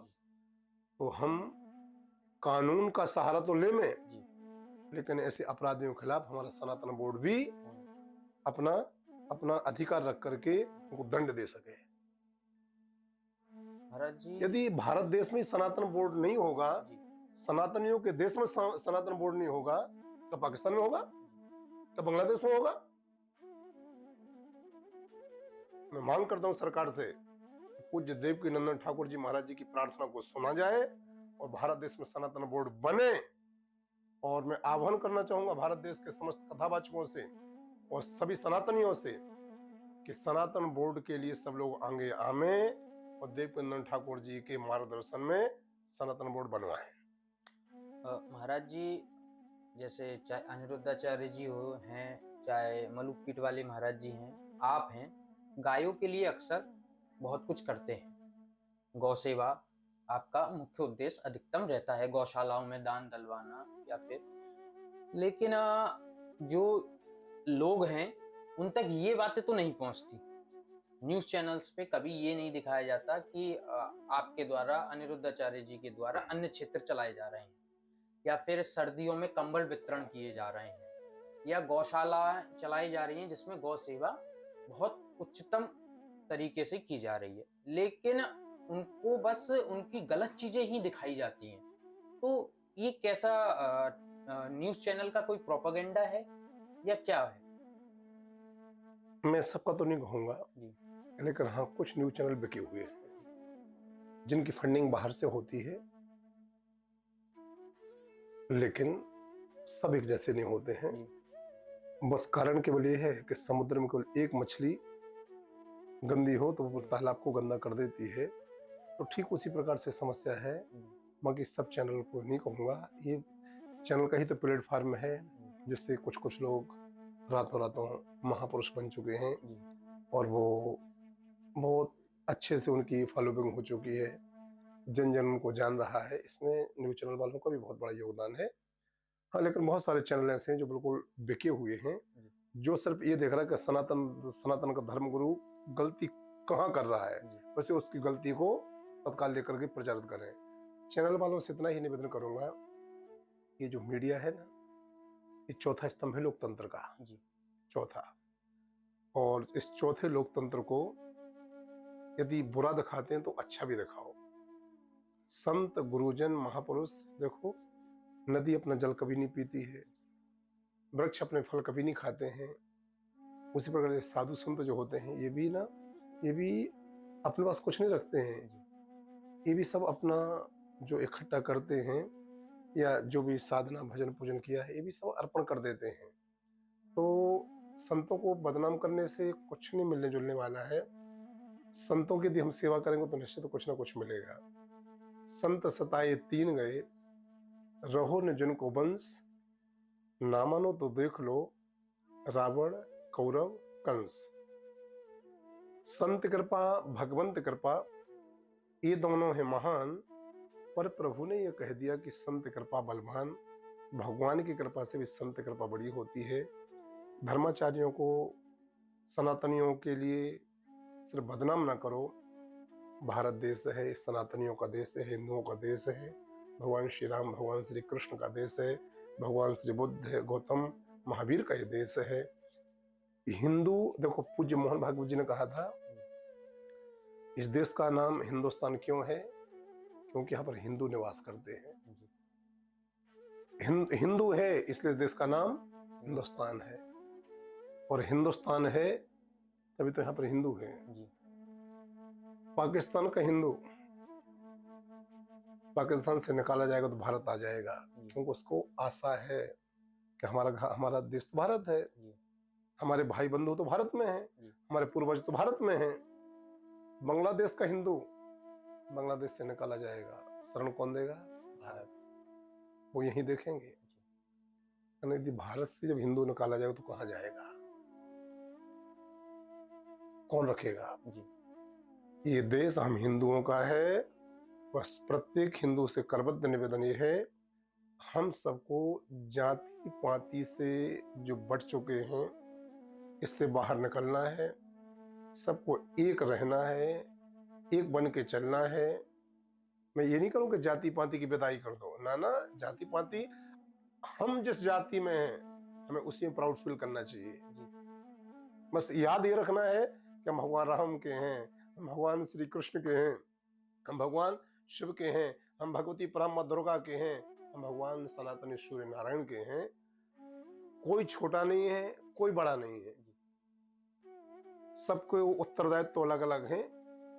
कोई झाड़ू लगा रहा है तो वो तो सफाई कर रहा है, कोई पूजा कर रहा है तो पूजा ही तो कर रहा है।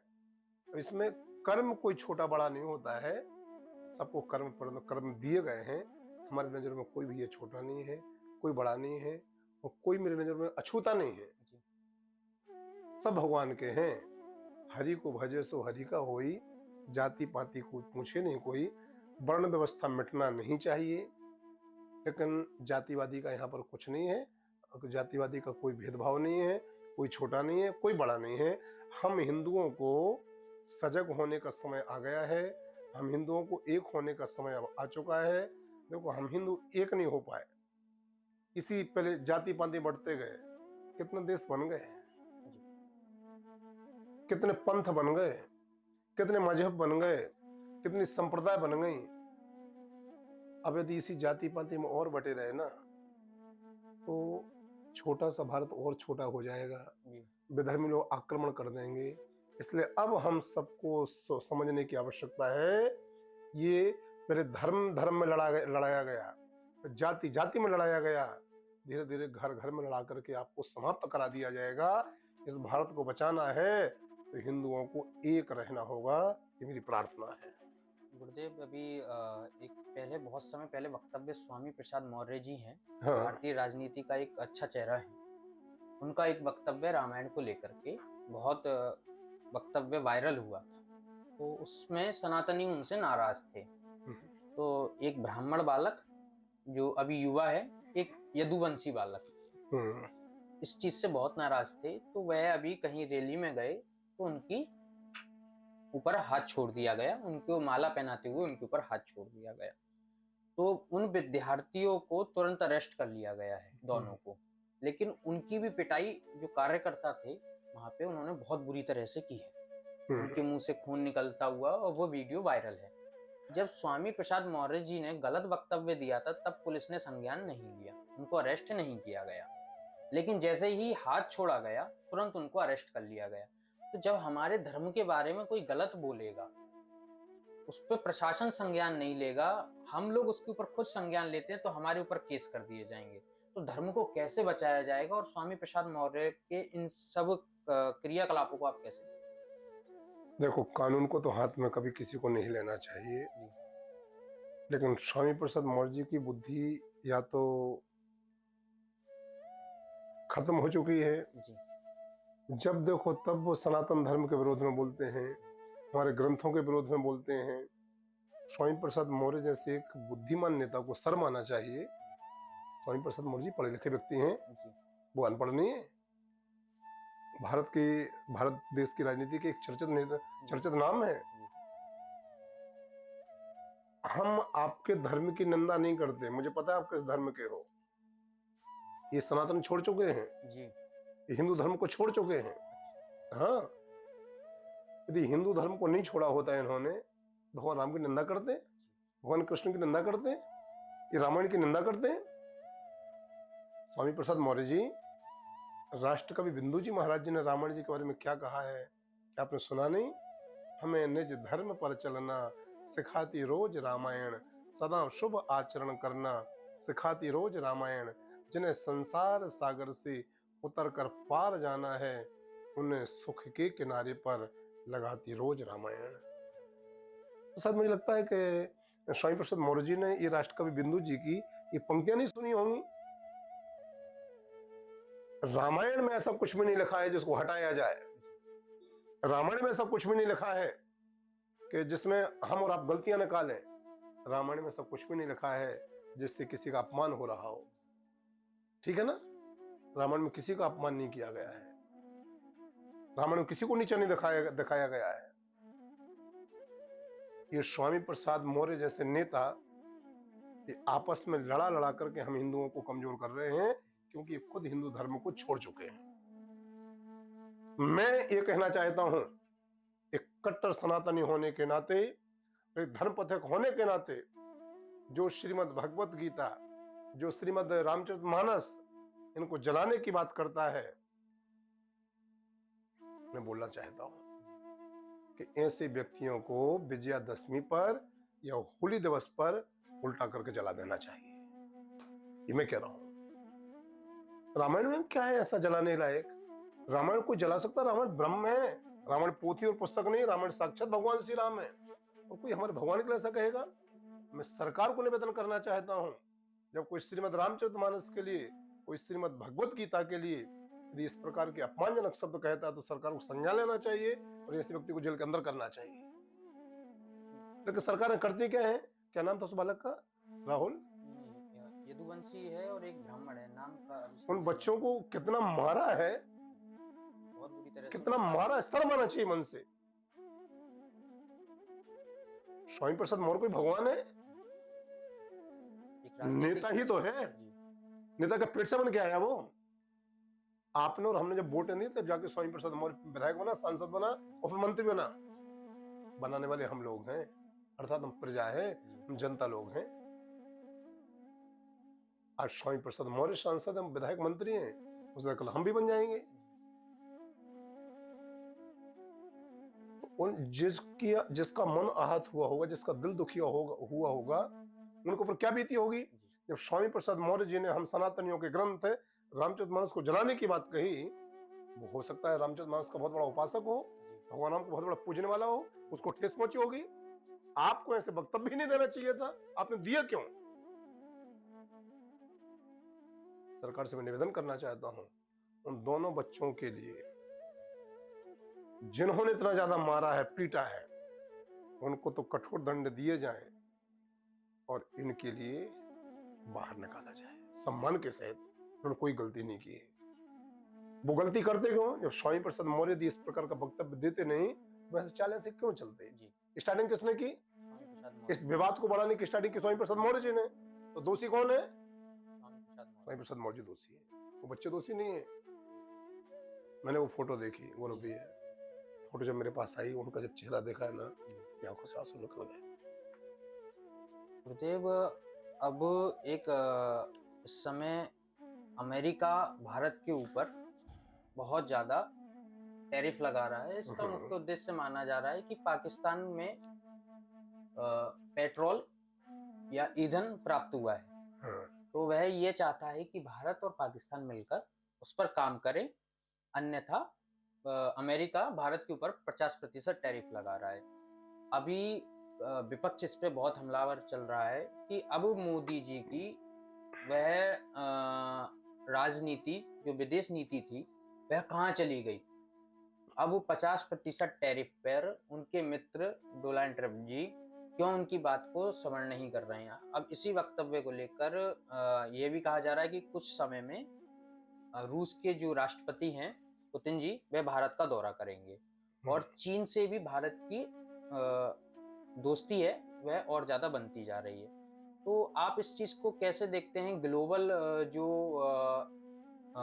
दुनिया है उसमें आपको तो शास्त्रों का पूर्ण ज्ञान है, भविष्य पुराण का आपने पढ़ा है, तो उसके हिसाब से क्या ये सही है कि हमारा झुकाव रूस की तरफ अधिक रहे या अमेरिका की तरफ अधिक रहे भारत का? देखो, बहुत अच्छी बात कही आपने। मेरा जिस परिवार में जन्म हुआ है, जी। जिस कुल में जन्म हुआ है, मेरा कुल राजनीतिज्ञ है। जी। निश्चित है मेरे रग में कहीं ना कहीं तो राजनीति आ ही जाती है। जी। अमेरिका से बहुत अच्छा मित्र हमारा रूस है। जी। आज से नहीं, बहुत बढ़िया। सदियों से है। अमेरिका की आवश्यकता हमारे लिए नहीं है, रूस की आवश्यकता हमारे लिए है। जी। एक बात और उनको ट्रम्प साहब को हम बताना चाहते हैं कि अभी वो भारत नहीं है। जी। 30 साल पुराना भारत, 40 साल पुराना भारत, 50 साल पुराना भारत, ये भारत बहुत सशक्त भारत है। चीन पास आ रहा है, यदि अमेरिका दूर जा रहा है तो चीन पास में आ रहा है। जी। और यदि चीन भारत के साथ आ गया ना, चीन ने भारत को अपना दोस्त बना लिया ना, भारत ने यदि चीन की दोस्ती को स्वीकार कर लिया है ना, रूस भारत का मित्र है ही, जी। अमेरिका करेगा क्या? लगाओ तुम खूब सारे, जितने तुम्हारे ऊपर जितना टैरिफ लगाना हो। मोदी जी ने वही तो बोला जो उनको बोलना चाहिए था। मोदी जी ने यही तो कहा कि भारत पाकिस्तान का सीज फायर है, ट्रंप साहब ने नहीं करवाया। तो ट्रंप इतना बड़ा राष्ट्रपति, इतने बड़े संयुक्त राष्ट्र का राष्ट्रपति होने के बावजूद उसकी इतनी छोटी मान सकता है कि मोदी जी ने एक असली बात बोल दी, एक सच बात बोल दी, उसको बुरा लग गया। ये केवल वो खुन्नस खा करके ये तो ये सारे काम कर रहा, करने दो। यदि अमेरिका जा रहा है तो चीन आ रहा है, रूस हमारा है, किसी की आवश्यकता नहीं है। हाँ, एक्सपोर्ट नहीं बढ़ पा रहा है, कोई बात नहीं, एयरपोर्ट बढ़ाएंगे। गुरुदेव, अभी जैसे देखा जा रहा है कि सनातन के जो पहरेदार हैं, अब इसमें हम ये भी मान सकते हैं कि जब तक हमारे सनातन के पहरेदार राजनीति में हिस्सा नहीं थे तो उनको टारगेट अच्छे से कर लिया जाता था, क्योंकि करपात्री जी महाराज ने जब जन आंदोलन किया था तो दिल्ली में गायों के ऊपर और संतों के ऊपर गोली चला दी गई। तब से संतों को एक बात समझ में आई कि हमें राजनीति में एक मुख्य भूमिका निभानी पड़ेगी, नहीं तो हमारी बात इस भारत में नहीं सुनी जाएगी। योगी आदित्यनाथ जी हो गए, एक योगी जी हैं राजस्थान में जो अब मंत्री पद पे भी हैं, विधायक भी हैं। हमारे योगी जी अब मुख्यमंत्री हैं। तो आप क्या इस चीज से सहमत हैं कि धर्म शास्त्र पढ़ने वाले को राजनीति में आना जरूरी है या फिर उन्हें अपने धर्म की ओर ज्यादा अग्रसित रहना चाहिए? धर्म शास्त्र को जिसको ज्ञान है, धर्म शास्त्र को जिसने पढ़ा हुआ है, गुरु विद्या जिसने सीखी हुई है, विद्या की कलाएं जिसको प्राप्त हैं, उसको इसे राजनीतिक संवैधानिक पद पर जरूर आना चाहिए। ज्ञानी व्यक्ति जब इस गद्दी पर बैठेगा ना तो वो ज्ञान की बातें करेगा। योग्य व्यक्ति जब इस गद्दी पर बैठेगा तो वो योग्यता का दर्शन कराएगा। अनाधिकारी और अयोग्य व्यक्ति जब इस संवैधानिक पद पर बैठते हैं ना तो फिर वो ना तो प्रदेश का, ना राष्ट्र का, ना हमारे धर्म का विकास हो पाता है। मैं समर्थन करता हूं पूज्य बाबा योगी आदित्यनाथ जी का। यदि इनके जैसे 5-7 मुख्यमंत्री और इस देश को प्राप्त हो जाएं तो फिर सनातन बोर्ड बनाने की आवश्यकता नहीं है कि भारत अपने आप सनातन सनातन गाएगा। गुरुदेव, अभी वृंदावन में कॉरिडोर का मुद्दा बहुत प्रचलित रहा। इस पर अस्थायी रोक आ गई है अब। इसमें गोस्वामी समाज में हर्ष है। लेकिन उसी वक्तव्य में पहले जब एक मीडिया प्रभारी थे, जब वह उनके पास गए, हमारी माननीय सांसद जी के पास, तो उनका यह कहना था कि कॉरिडोर तो बनेगा, चाहे लोकल ब्रजवासी हैं वो वृंदावन छोड़कर चले जाएं। अब जिस जनता ने उनको चुनकर सांसद बनाया, उसके लिए उन्होंने ऐसा वक्तव्य दिया, प्लस कॉरिडोर पे अस्थायी रोक भी आ गई है। तो आप इस चीज को कैसे देखते हैं ब्रज के अंदर? देखो, हेमा मालिनी जी हमारे मथुरा वृंदावन लोकसभा क्षेत्र से सांसद हैं। जी। अब वो कोई परंपरागत राजनीतिक तो है नहीं है, ग्लैमर्स की दुनिया से आई, जी। जनता जानती थी, खूब अच्छे से जानती थी, बॉलीवुड के कारण से मन भर के ब्रजवासियों ने आशीर्वाद के रूप में वोटें दी, उनको एक बार, दो बार, तीसरी बार सांसद बनाया। तो जिन ब्रजवासियों ने हेमा मालिनी जी को 3 बार सांसद बनाया हो, उनको इस पद पर रह करके ऐसी वक्तव्य देना शोभा नहीं देता है। रही बात कॉरिडोर की, तो हम लोग वृंदावन में रहते हैं, भगवान बांके बिहारी से प्रेम करते हैं। हम लोग क्या कहते हैं कि भैया या वृंदावन में तो बिहारी जी की मर्जी के बिना पत्तों भी ना हिले। तो कॉरिडोर बनना होगा तो बिहारी जी बनवा देंगे, और कॉरिडोर यदि नहीं बनना होगा, बिहारी जी नहीं चाह रहे होंगे, तो दुनिया की कोई ताकत लग जाए नहीं बनवा पाएगी। हो यही सोई जो राम रुचि राखा, को करी तर्क बढ़ावई शाखा। बस मैं इतना ही कहना चाहता हूँ, यदि वृंदावन की आवश्यकता सिर्फ कॉरिडोर ही होगी तो बिहारी जी बनवा के बता देंगे, और यदि वृंदावन के लिए कॉरिडोर की कोई आवश्यकता नहीं है तो बिहारी जी बनने देंगे नहीं। शासन प्रशासन कुछ भी कर लेवे, क्योंकि या वृंदावन की लीला गुड़ को चीला ना है, या वृंदावन की लीला तो केवल भगवान बांके बिहारी जी ही जाने, और बिहारी जी के मन की बिहारी जी के अलावा कोई ना जाने। गुरुदेव, अभी राजनीति के विषय में हम चर्चा कर रहे हैं। उसी राजनीति में एक मुद्दा बहुत ज्यादा उठ रहा है कि ऑपरेशन सिंदूर भारतीय सेना के द्वारा किया गया।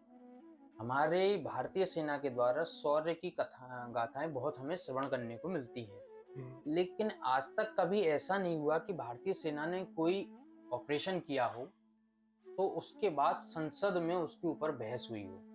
कि हमारे देश का क्या दुर्भाग्य आया है कि संसद में ऑपरेशन सिंदूर को लेकर बहस चल रही है, पक्ष विपक्ष में उसके ऊपर बहस चल रही है। आप इसको किस मतलब एक सेना के शौर्य पे सवाल भी हम कह सकते हैं उठाया जा रहा है, तो आप उसको कैसे देखते? विपक्ष को लोकतंत्र में अपनी बात रखने का, बात को बोलने का बहुत अच्छा अधिकार है, बोलना चाहिए।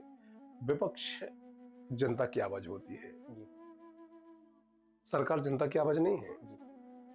जनता की आवाज लोकतंत्र में विपक्ष ही है, लेकिन विपक्ष को ना जाने कुछ समय से क्या हो गया है, आप नेताओं के ऊपर खूब बोलो, नेताओं की खूब निंदा करो, पक्ष वालों की, लेकिन जब जल थल नभ हमारी सेना के ऊपर जब कोई कुछ बोलता है, आरोप लगाता है, या विश्वास नहीं करता है उनके शौर्य पर, उनके बलिदान पर, उनकी तपस्या पर, तो बहुत तकलीफ होती है।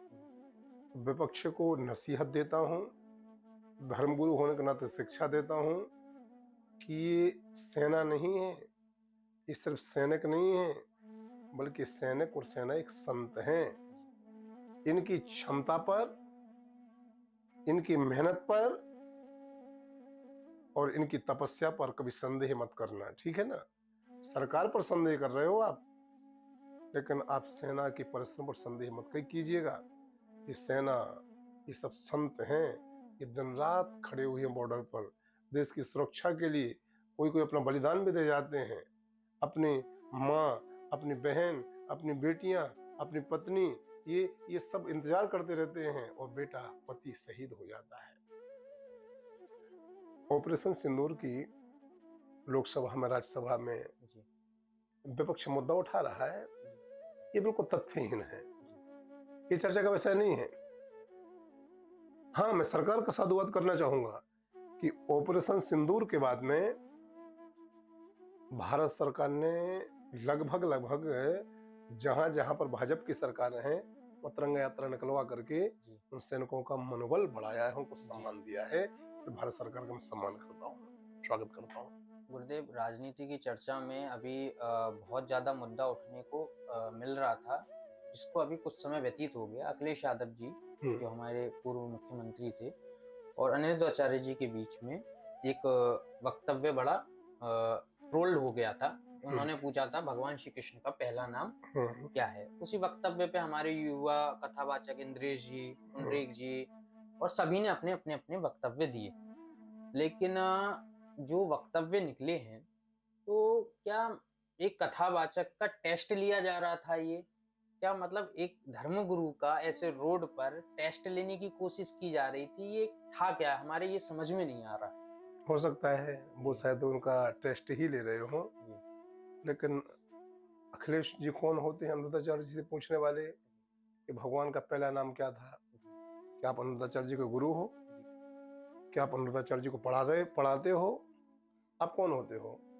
भगवान के तो हजारों नाम हैं, हजारों नहीं लाखों नाम हैं, लाखों नहीं करोड़ों नाम हैं। जी।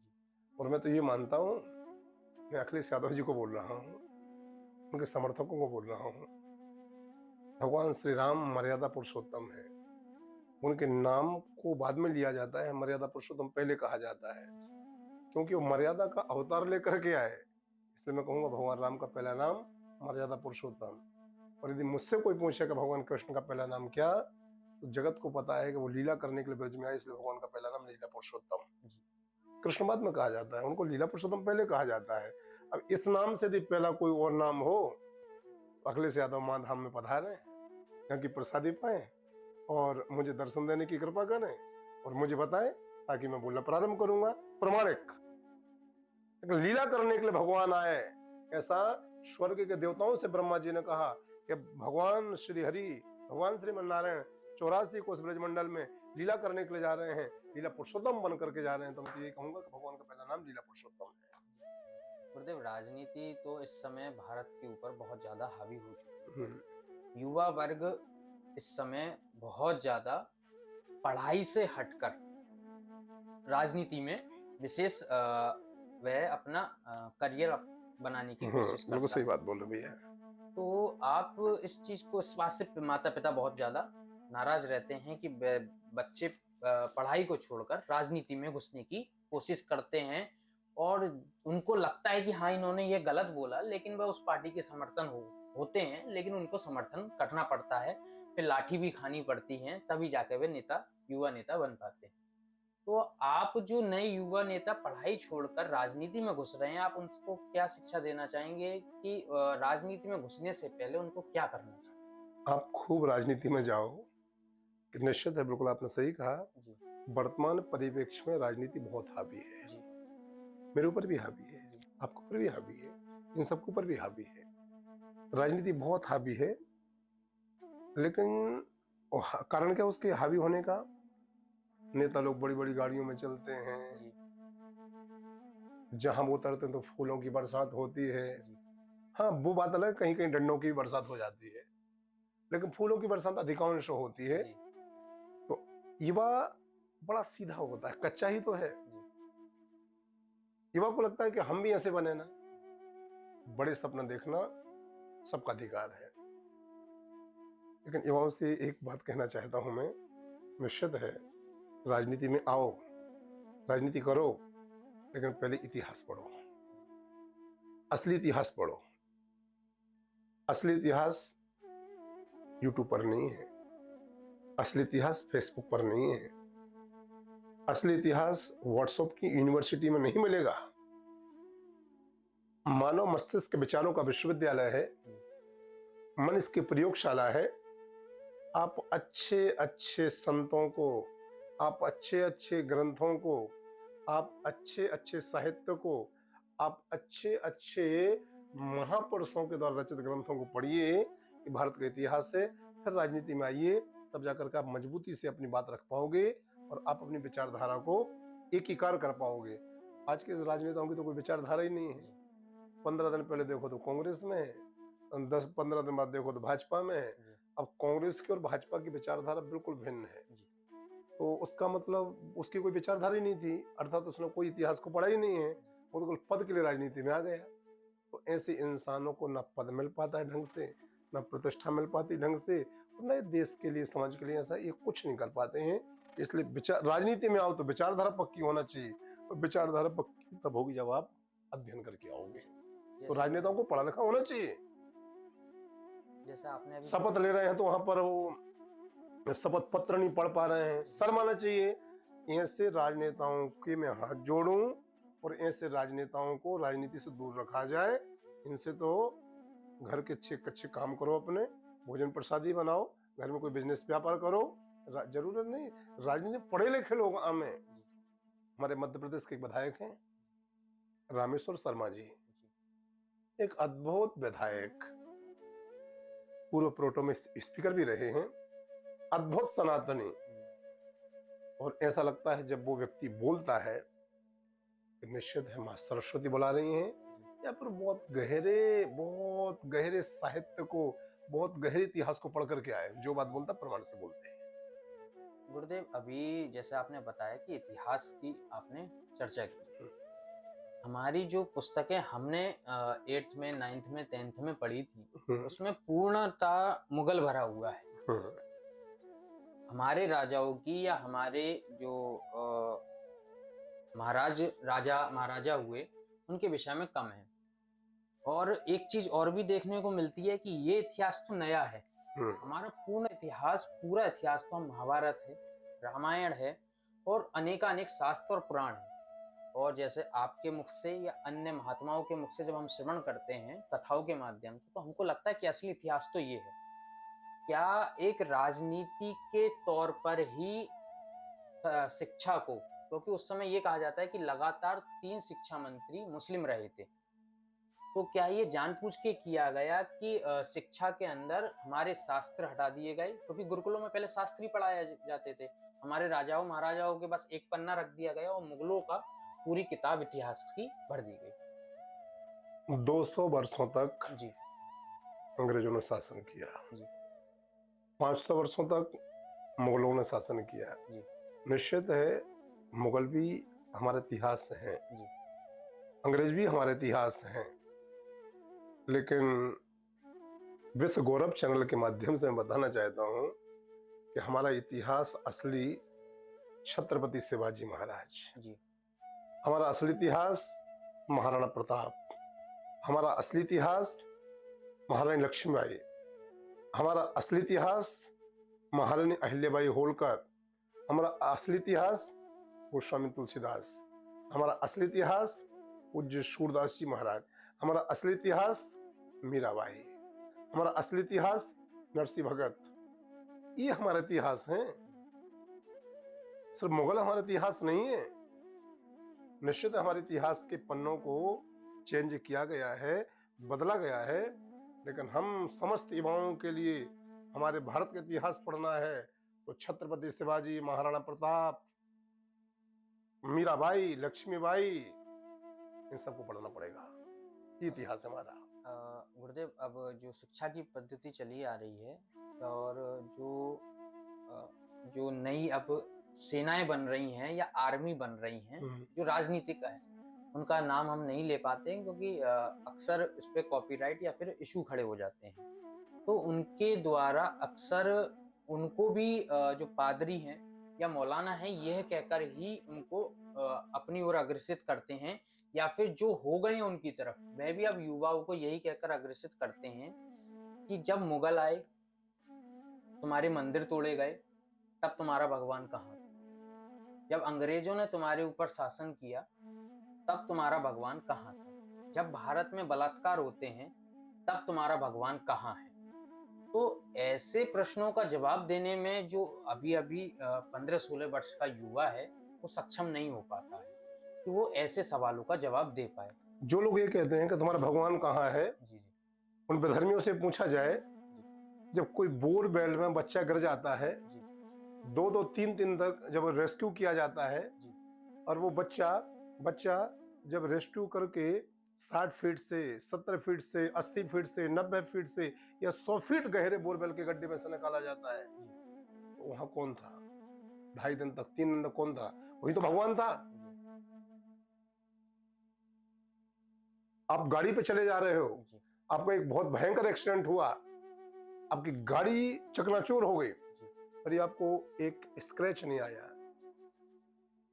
भगवान वही तो था। जी विधर्मी आपके लिए भटका सकते हैं, जी लेकिन सनातन के संतों की शरण में आओ, कैसे नहीं बताया जाएगा भगवान कहाँ नहीं है। जब जब संकट आता है तब और कोई नजर नहीं आता है, कोई भगवान नजर आता है। दुखों से यदि चोट खाई ना होती तो मोहन तुम्हारी याद आई ना होती, एक बात। दूसरी बात, प्रीतम जान लियो मन माही, अपने ही सुख से जग ध्यावो, कू काहू को नाही। जब सुख सुविधाएं रहती हैं तब तो नातेदार रिश्तेदार सब अपने होते हैं, विपत्ति दुख संकट जब आता है उसमें भगवान ही तो साथ आता है, और रहता कौन है? जो कहते भगवान आप नजर नहीं आते हो, भगवान ने जवाब दिया, पगले जब कोई नजर नहीं आता तब मैं ही तो नजर आता हूँ। गुरुदेव, ये भी कहा जा सकता है कि भगत सिंह हो गए या लक्ष्मीबाई हो गई, तो भगवान नहीं तो भगवान का अंश स्वरूप हमारी मदद करने के लिए और उस क्या? समय आए हैं। गुरुदेव, अभी जो युवा वर्ग है वह अपनी लाइन से, ट्रैक से बहुत ज्यादा उतार चढ़ाव पे चल रहा है, क्योंकि अब आपने देखा कि अनिरुद्ध जी ने जो वक्तव्य दिया तो कुछ देख करके ही दिया होगा। सोशल मीडिया के पे जो रील हो रही हैं, अभद्रता, अश्लीलता, छोटे छोटे कपड़े पहनकर कुछ फॉलोअर्स के लिए की जाती है, तो वो क्या सोशल मीडिया में हम सरकार के द्वारा कुछ ऐसा नियम कानून ला देना चाहिए कि अभद्रता, अश्लीलता ना डाली जा सके, या फिर क्या उपाय है कि ये रुक जाए? हाँ बिल्कुल, आपने बहुत अच्छी बात कही हुई है। ये सोशल मीडिया का भी एक लिमिटेशन होना चाहिए। जी बिल्कुल, बहुत अच्छी बात कही गौरव भी आपने। कुछ साइट्स ऐसी हैं जी जो सोशल नेटवर्क से बिल्कुल हमेशा के लिए समाप्त होना चाहिए, जी और किसी देश में होमे या ना होमे भारत में तो बैन लगना चाहिए। जी। अमेरिका में 16 वर्ष से कम आयु का बच्चा सोशल मीडिया यूज नहीं कर सकता, ये बहुत नियम हो बहुत गया। अच्छी बात है, बहुत अच्छी बात है। तो ये नियम कुछ भारत में भी चलना चाहिए। और कुछ साइट्स जो हैं चैनल, ये सोशल नेटवर्क की, ये बंद होना चाहिए, बैन लगना चाहिए इन पर। और यही कहना चाहता हूं कि जहां अश्लीलता, फूहड़ता सोशल प्लेटफॉर्म पर डाली जाती हो, जी उन पर तत्काल बैन लगना चाहिए, और अश्लीलता फैलाने वालों के लिए जेल में डालना चाहिए।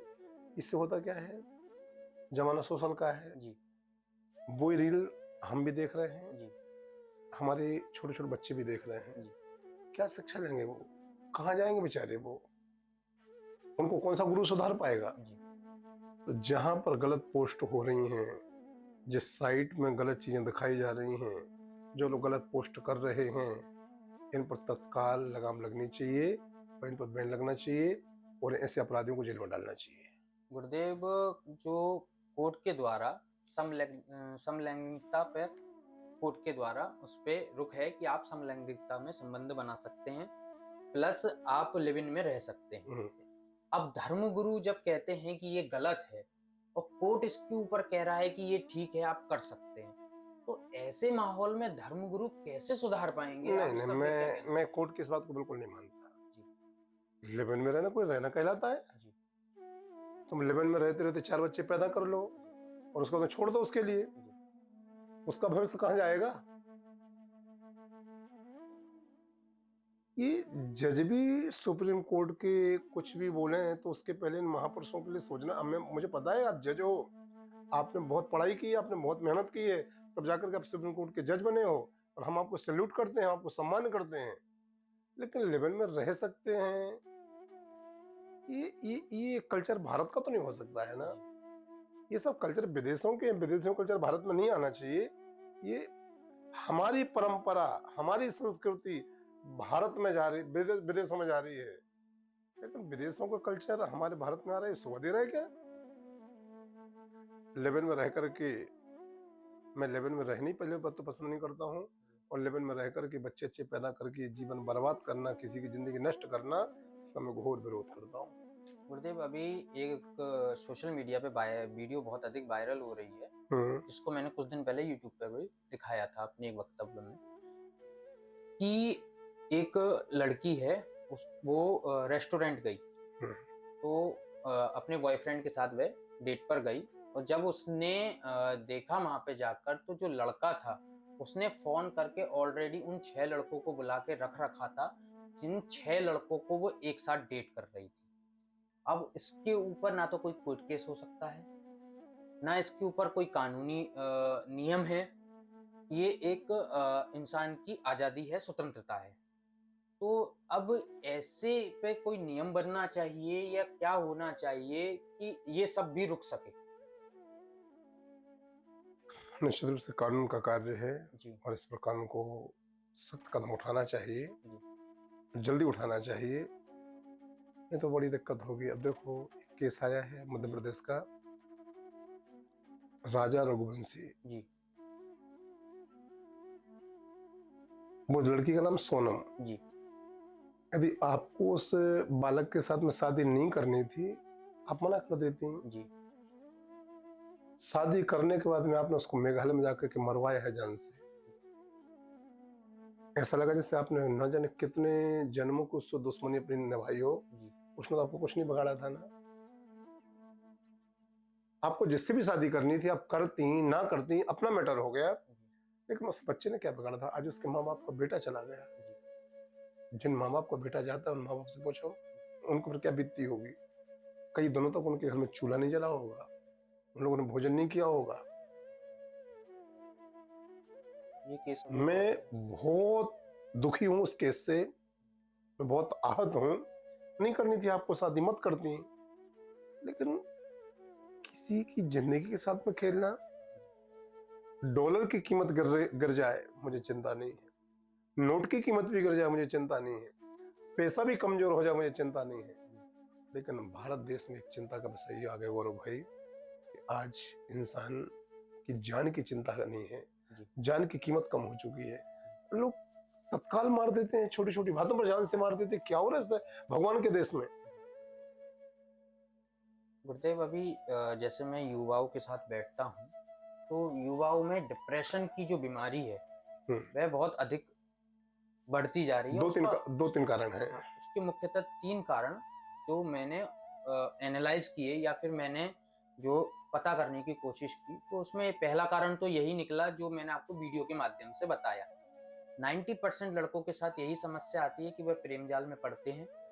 लड़की के द्वारा उनको धोखा दिया जाता है। वो और युवा के साथ एक पुरुष जो युवा है, उनके संग सबसे बड़ी समस्या ये आती है कि जहाँ वे 15-16 साल की उम्र में आते हैं, वे परिवार से दूर हो जाते हैं।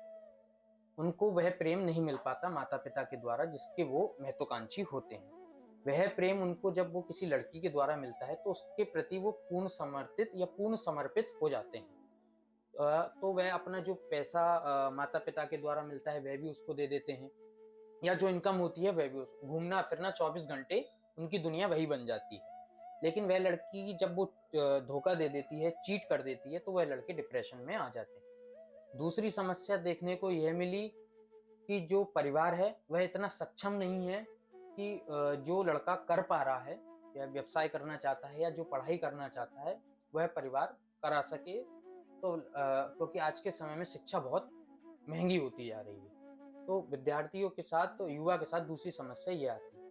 तीसरी समस्या युवाओं के साथ ये आती है कि वह जो मित्र है, गलत संगत में पड़ जाते हैं, नशे में पड़ जाते हैं, जिसके कारण वह अपने 4-5 साल उसमें व्यतीत कर देते हैं, तब जाकर के उन्हें एनालाइज़ होता है कि हमने बहुत गलत किया, अपने 4-5 साल बेकार कर दिए, अब हम आगे क्या करें? तो आप इस चीज़ को कैसे देखते हैं कि 3 तरीके से युवा बेकार हो रहा है, 3 चीज़ों से? तो आप अपनी कथाओं के माध्यम से या अपने जो हम अभी एक पॉडकास्ट कर रहे हैं, इसके माध्यम से युवाओं को क्या शिक्षा देना चाहेंगे कि इन 3 चीज़ों से वह बच के रहें? मैं युवाओं से यही कहना चाहता हूँ कि पहला लक्ष्य तो ये याद रखना कि आपके माता पिता ने आपको जन्म दिया है, जी, बहुत बड़े बड़े सपने सजोए हैं, दूसरा, आपके माता पिता ने आपको लक्ष्य प्राप्त कराने के लिए, अर्थात आपकी पढ़ाई के लिए, जी, आपको नौकरी तक के लिए अपने कितने आभूषण बेचे होंगे, जी, कितने कष्ट झेले होंगे, कितने दिन भूखे प्यासे रहे होंगे। यदि माता पिता से दूर रहकर पढ़ाई कर रहे हो, किसी से प्रेम करो, पहले अपने माता पिता के प्रेम को याद रखना, क्योंकि इनसे बड़ा शुभचिंतक कोई हो नहीं सकता है। दूसरा, ये जो मोबाइल की दुनिया में फंस जाते हैं ना, जी, इससे जो रिश्ते जुड़ते हैं, ये रिश्ते लाइफ टाइम के नहीं होते हैं। जी, ये रिश्ते बहुत जल्दी खत्म हो जाते हैं। माता पिता का रिश्ता जन्म से जन्म के बाद तक का है, जी, और जिनसे आपको क्षणिक प्रेम प्राप्त हुआ है, यदि इनको आपने अपना मान लिया, तो मुझे लगता है कि आपसे बड़ा अज्ञानी कोई नहीं हो सकता है। लोग कहते हैं कि पहले प्रेम को कोई भूल नहीं सकता है, जी, पहले प्यार को भुलाया नहीं नहीं जा जा सकता है। तो पहला प्यार तो माँ बाप का होता है ना। जी, पहला प्यार करने वाले माँ बाप होते हैं, उन्होंने आपको पहला प्यार किया है। तो ना भूलने जैसी चीज यदि कोई है तो वो अपने माँ बाप हैं। आप लोग अच्छे से पढ़ो, अच्छे से लिखो, अपने लक्ष्य को पाने के लिए खूब परिश्रम करो, रात में जल्दी सोया करो, सुबह जल्दी उठा करो, और अच्छे से भोजन प्रसादी पाओ। थोड़ा समय निकाल करके अध्यात्म को समय जरूर दो। अध्यात्म से जुड़े रहोगे तो डिप्रेशन से बचे रहोगे, और अध्यात्म से जुड़े रहोगे तो निश्चित है आपको लक्ष्य पाने से कोई रोक नहीं सकता है। गुरुदेव, जब एक डिप्रेशन का शिकार हो जाता है युवा, तो वो अपने माता पिता से ये बातें नहीं कर पाता है, तो क्या ऐसे लोगों को अपने गुरु की शरण में जाना चाहिए या फिर डॉक्टर्स के नहीं, द्वारा? गुरु की शरण में जाओ। जी, बहुत सारी चीजें ऐसी होती हैं जो हम अपने माता पिता को शेयर नहीं कर सकते हैं। जी, पहले मित्र क्यों होते थे? जी, अब इस मोबाइल ने मित्र के संबंध को बिल्कुल समाप्ति की ओर करा दिया है। जी, सच्चा मित्र हो, सुदामा जी भगवान श्री कृष्ण जी के जैसे मित्रता को देखो। जी, दुर्योधन के साथ में मित्रता करी कर्ण ने, कर्ण महाराज जी के जैसी मित्रता हो। जब मित्रता रहेगी तो अपनी मन की बातों को अपने मित्र को बता करके हम अपना दुख हल्का कर सकते हैं, डिप्रेशन से बच सकते हैं। ये अपने गुरु शरण में जाओ, जी। अपना सुख और दुख अपने गुरु जी को बोलो। निज सुख दुख सब गुरु ही सुनायो। अपने गुरु जी को अपना सुख दुख सुनाओगे, समाधान गुरु जी देंगे, आपका डिप्रेशन समाप्त हो जाएगा। तो गुरुदेव, इसीलिए क्या गुरु दीक्षा बहुत ही ज़्यादा ज़रूरी है कि 10 से 12 साल की उम्र तक बच्चों को गुरु दीक्षा ले लेनी चाहिए? निश्चित रूप से गुरु दीक्षा तो इससे भी कम उम्र में लो। जी, जितने जल्दी गुरु चरणों से जुड़ जाओगे, सदज्ञानी गुरु से, जी, ईश्वर प्राप्ति कराने वाले गुरु से, निस्वार्थी गुरु से, जी, धर्म का प्रचार करने वाले गुरु से, और आपकी भक्ति और आपके ज्ञान की वृद्धि कराने वाले गुरु से जितने जल्दी जुड़ जाओगे, वो आपको भटकाव से बचा लेगा। जी, मैं एक बात हमेशा कहता हूँ गौरव भैया, बचपन में माँ का आशीर्वाद, जी, जवानी जैसे आती है तो ये बहुत भटकाती है। जी, तो उस जवानी हमको भटका ना पाए, यदि भटका तो जीवन बर्बाद हो जाएगा। जवानी में महात्मा का आशीर्वाद जी, जरूरी है, और वृद्धावस्था में परमात्मा का। जब बचपन में माँ का आशीर्वाद, जवानी में महात्मा का आशीर्वाद, बुढ़ापे में परमात्मा का आशीर्वाद जिसको प्राप्त है, जी। वो कभी नहीं भटका है, उसको लक्ष्य मिला है, ईश्वर मिले हैं। गुरुदेव, ये भी कहा जाता है कि जब हम गुरु दीक्षा ले लेते हैं या हमारे जो हमारे द्वारा जो दुष्कर्म या दुर्भाग्यपूर्ण जो कर्म किए जाते हैं, उनका दोष गुरु को लगता है। आपके अनन्य शिष्य हैं, अनन्य फॉलोवर हैं, आपकी फॉलोइंग बहुत अधिक है, आपके शिष्य भी बहुत अधिक हैं। तो आपको पता है कि आपके कुछ शिष्य अच्छे होंगे और कुछ शिष्य धर्म से या इस रास्ते से भटके हुए होंगे। तो जब आपको वह दोष लगते होंगे, तो आप गुरु उन दोषों को अपने से काटने के लिए क्या उपाय करते हैं? बस भगवान से प्रार्थना करता हूँ, मैं तो जी, भगवान की भक्ति करता हूँ, और मुझे भी जो गुरु मंत्र प्राप्त है मेरे गुरुदेव के द्वारा जी, परंपरा से, जो मैं गुरु मंत्र अपने भक्तों को देता हूँ, उसी गुरु मंत्र का जाप करता हूँ। शिष्यों को यही बोलता हूँ कि गुरु दीक्षा लेने के बाद में गुरु मंत्र को कभी मत छोड़ना। यदि आपने गुरु मंत्र छोड़ दिया तो आपके भाग्य हम नहीं बन रहे, आप बन रहे हो। जी, हाँ, ये निश्चित है कि शिष्य यदि अपराध करता है तो उसका कुछ ना कुछ दोष तो गुरु को मिलता ही है। जी, जैसे पुत्र कुछ करे अच्छा, उसका श्रेय माता पिता को मिलता है, जी लेकिन कुछ गलत करे तो उसका कलंक भी माता पिता को लगता है। जी तो निश्चित शिष्य यदि कुछ बुरा करेगा तो गुरु को कलंक तो लगेगा, गुरु का नाम तो खराब होगा, लेकिन दंड तो उसी को मिलेगा जिसने बुरा कर्म किया है। जी। इसलिए कर्म संभाल के करना है। गुरुदेव, अभी जैसे सोशल मीडिया पे जो गलत सलत कार्य कर रहे हैं, या फिर जैसे अभद्रता अश्लीलता हो रही है, या फिर 5 बॉयफ्रेंड या फिर 5 गर्लफ्रेंड 6 गर्लफ्रेंड, तो अभी ये सुनने को और देखने को मिल रहा है कि इसकी जानकारी उनके माता पिता को है, लेकिन वह माता पिता कुछ नहीं कह रहे हैं, कह रहे हैं हमारे बच्चों को हमारी तरफ से पूर्ण सुरक्षा है। ऐसे माता पिताओं के लिए आप क्या कहना चाहेंगे जो ऐसे रास्ते पे अपने बच्चे का समर्थन करते हैं कि 5 बॉयफ्रेंड 6 गर्लफ्रेंड या फिर अश्लीलता या फिर शारीरिक संबंध भी बना रहे हैं वो, तो भी इसमें उनके माता पिता का पूर्ण समर्थन है, तो आप ऐसे माता पिताओं के लिए क्या कहना अरे चाहेंगे? राम राम राम। मैं ऐसे यही कहूंगा कि ऐसे जी माता पिता को कलयुग बहुत ज्यादा हावी हो गया है, जी ताकि उनको अच्छा और बुरा दिखाई दे नहीं रहा है, और वो भी कह रहे हैं कि हम अपने बच्चों के लिए स्वतंत्रता प्रदान कर दी है। जी भगवान ऐसे माता पिता को सद्बुद्धि दे हमें, ताकि उनका घर सनातनी बना रहे, वो हिंदू बने रहे, मानवता उनके अंदर बनी रहे, और खुल के बोल सकें कि हम भगवान राम के, हम भगवान श्री कृष्ण के हैं। क्योंकि यह समस्या दिल्ली, मुंबई जैसे पबों में और सब बहुत अधिक देखने को मिल रही केवल है। कल्चर कल्चर ये जो विदेशी कल्चर आया है ना, जी ये जो फ्लाइट से उड़ उड़ के लोग जाते हैं ना जी बहुत जी ज्यादा विदेश, जी वहाँ का कल्चर लेकर आते हैं। जी बिल्कुल मत जाओ, जी यही धर्म का प्रचार कर लो, जी विदेशों को बाद में सुधार लेंगे अपन, पहले यही लोगों को सुधार ले में। जी लेकिन अपन बार बार कोई उद्योग के लिए, कोई कथाओं के लिए, कोई पैसा कमाने के लिए, कोई किसी के लिए, कोई किसी के लिए जो विदेश जा रहे हैं ना, वहां से खाली, यहाँ से भी खाली नहीं जाते हैं। यहाँ के संस्कार वहां दे जाते हैं, जी वहाँ का कल्चर वो उठा के यहाँ ले आते हैं, तो फिर वो यहीं पर फैल रहा है। महानगरों को तो मैं तो बहुत कम जाता हूँ, सब जी जगह, सब दुनिया में रहता हूँ, महानगरों की जब स्थिति देखता हूँ ना भैया, तो मन बहुत भारी हो जाता, लगता नहीं कि ये वृंदावन वाला देश है, ये अयोध्या वाला देश है, ये उज्जैन वाला देश है, ये भगवान राम कृष्ण का देश है। गुरुदेव, अभी जैसे आप कह रहे हैं विदेशी सभ्यता बढ़ती जा रही है, ऐसे आप वृंदावन में जैसे आपने अध्ययन किया श्रीनाथ धाम से, तो एक गुरुकुल परंपरा से आपने अध्ययन किया, लेकिन अब धीरे धीरे वृंदावन में गुरुकुल परंपरा तो खत्म हो रही है। 3 महीने में 4 महीने में कोचिंग व्यवस्था चल रही है, जिसमें 3 महीने में 4 महीने में श्रीमद् भागवत कथा या श्री राम कथा सिखाई जा रही है। तो जिन लोगों ने 10 वर्ष की आयु में गुरुकुल में गए और फिर 10 वर्ष अध्ययन किया, तो उनकी जो मेहनत थी क्या वह बेकार जाएगी जब 3 महीने में कथावाचक तैयार हो जाएंगे? ये कथावाचक नहीं बन रहे हैं, देख तो रहे हो, फिर सोशल मीडिया पर कितनी मजाक उड़ती है, जी इस लोग बोल नहीं पा रहे हैं, जी इस लोग बोल नहीं पा रही हैं, समझ रहे मैं क्या कहने जा रहा जी हूँ। ये तो केवल उदर पूर्ति की विद्या सिखाई जा रही है, मैं इसका बिल्कुल समर्थक नहीं हूँ।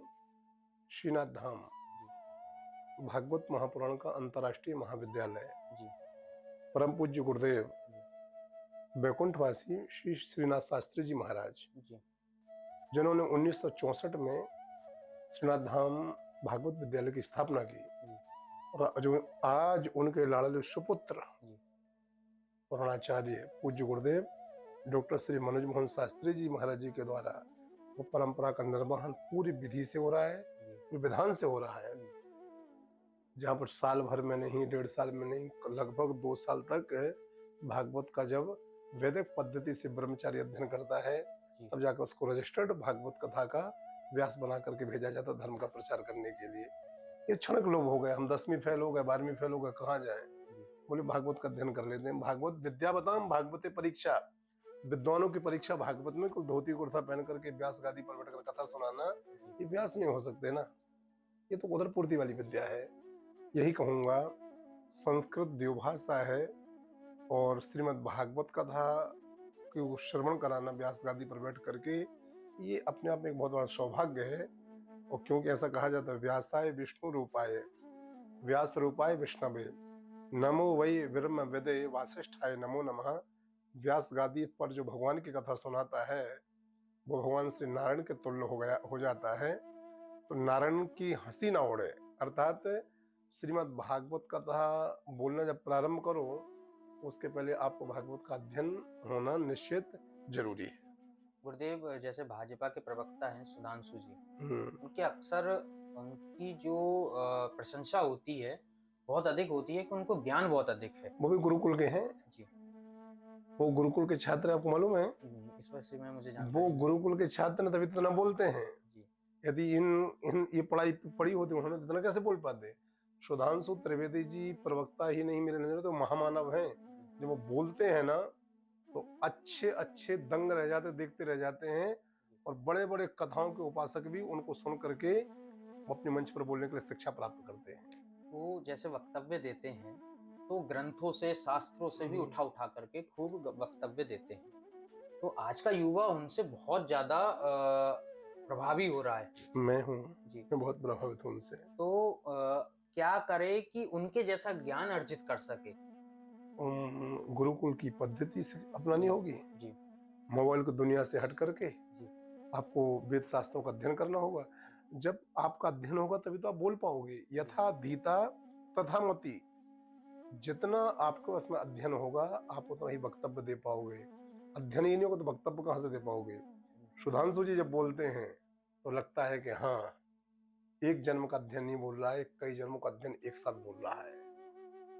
गुरुदेव, जैसे कि अब राजनीति के विषय में आपको बहुत अधिक जानकारी है और शास्त्रों के विषय में भी बहुत अधिक जानकारी है। यदि आगे चल के किसी भी बड़ी पार्टी के द्वारा आपको टिकट मिलता है या कहीं प्रदेश से या फिर वृंदावन से या फिर आपके जन्म स्थान से, तो क्या आप चुनाव लड़ेंगे? गुरु, ये बहुत अच्छा प्रश्न किया आपने। आपको बताना चाहता हूँ, इशारे में तो मुझे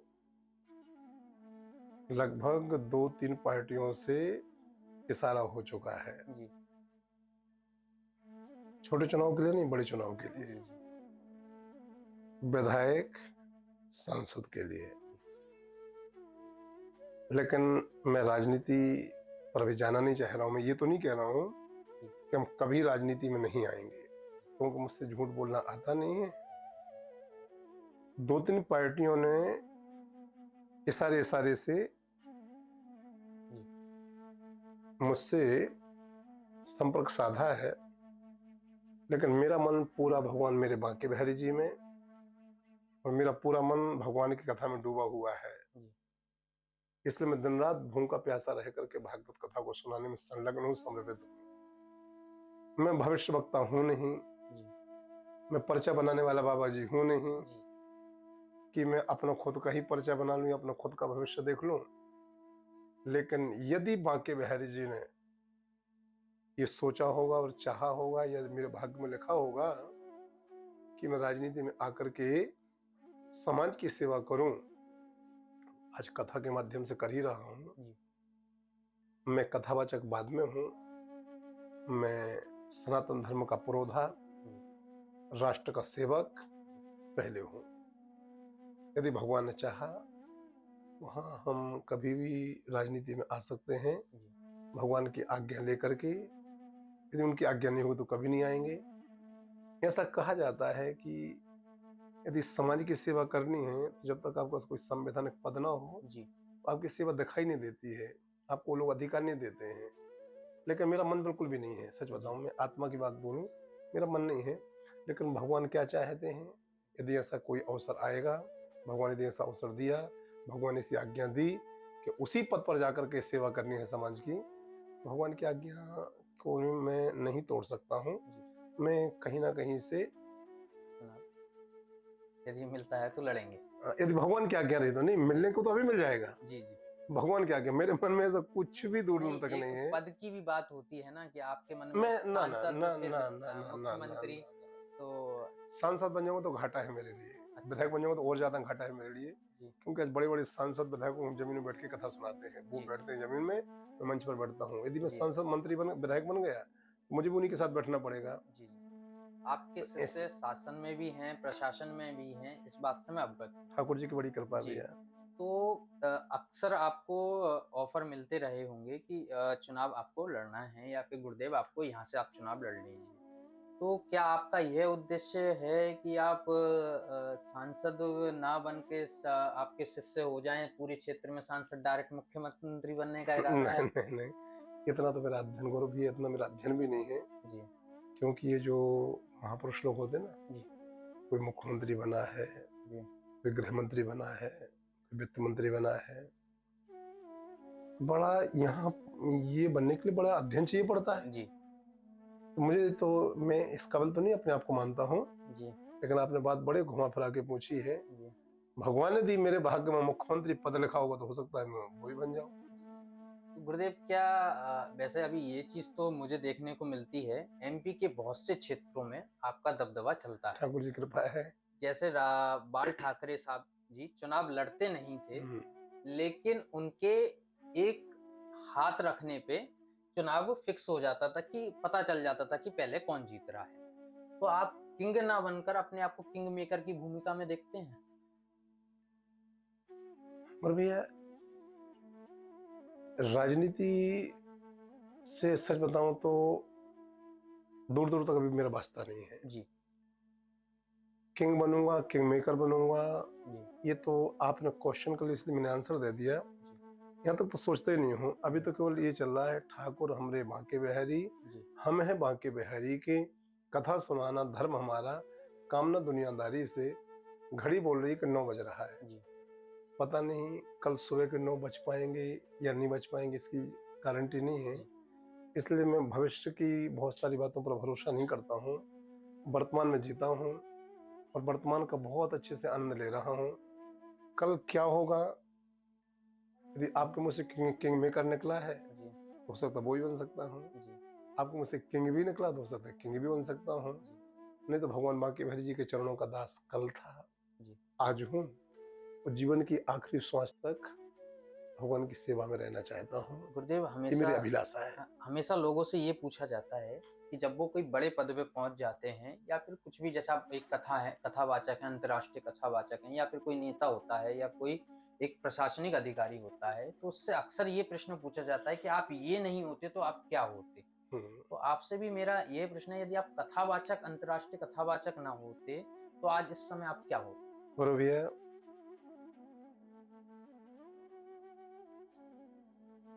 ये आपने मेरी बचपन की बात कुरेद दिया, याद दिला दी। निश्चित है, यदि मैं कथावाचक नहीं होता तो मैं क्रिकेटर होता। जी। मुझे बचपन से ही शौक थी, जब मैं छोटा सा था ना, बिल्कुल जी। छोटा सा, तो उसमें सचिन तेंदुलकर जी के बड़े जलवे थे, जी। जी। उन्हीं का नाम चलता था। तो मेरे मन में भी क्रिकेट खेलने की बहुत शौक थी, जुनून था, जी। शौक नहीं, जुनून था, और क्रिकेटर बनना था। और क्रिकेटर बनने के लिए मेरे बड़े बड़े सपने थे। मेरे स्वामी जी मेरे लिए क्रिकेट की किट भी लाते थे। जिन गुरुकुलों में गया वहां भी हमने क्रिकेट जी। खेला भी, खिलाया भी, शौक था। तो क्रिकेटर बनने की मेरे मन में बहुत इच्छा थी, बहुत तमन्ना थी, जी। लेकिन शायद भगवान को ये मंजूर था। और फिर दूसरा था, मैं राजनीतिक परिवार से हूँ। मेरे पूज्य दादाजी श्री गणेश प्रसाद पांडे जी भारत देश के महान स्वतंत्रता संग्राम सेनानी रहे। जी। महात्मा गांधी जी के द्वारा और इंदिरा गांधी जी के द्वारा जी। उनको सम्मान प्रशस्ति पत्र हमारे घर में आज भी रखे हुए हैं। जी। मेरे पूज्य पिताजी ने जिले की और प्रदेश की राजनीति की। निश्चित है, मैं भी राजनीति क्षेत्र में मेरी लगन थी, जी।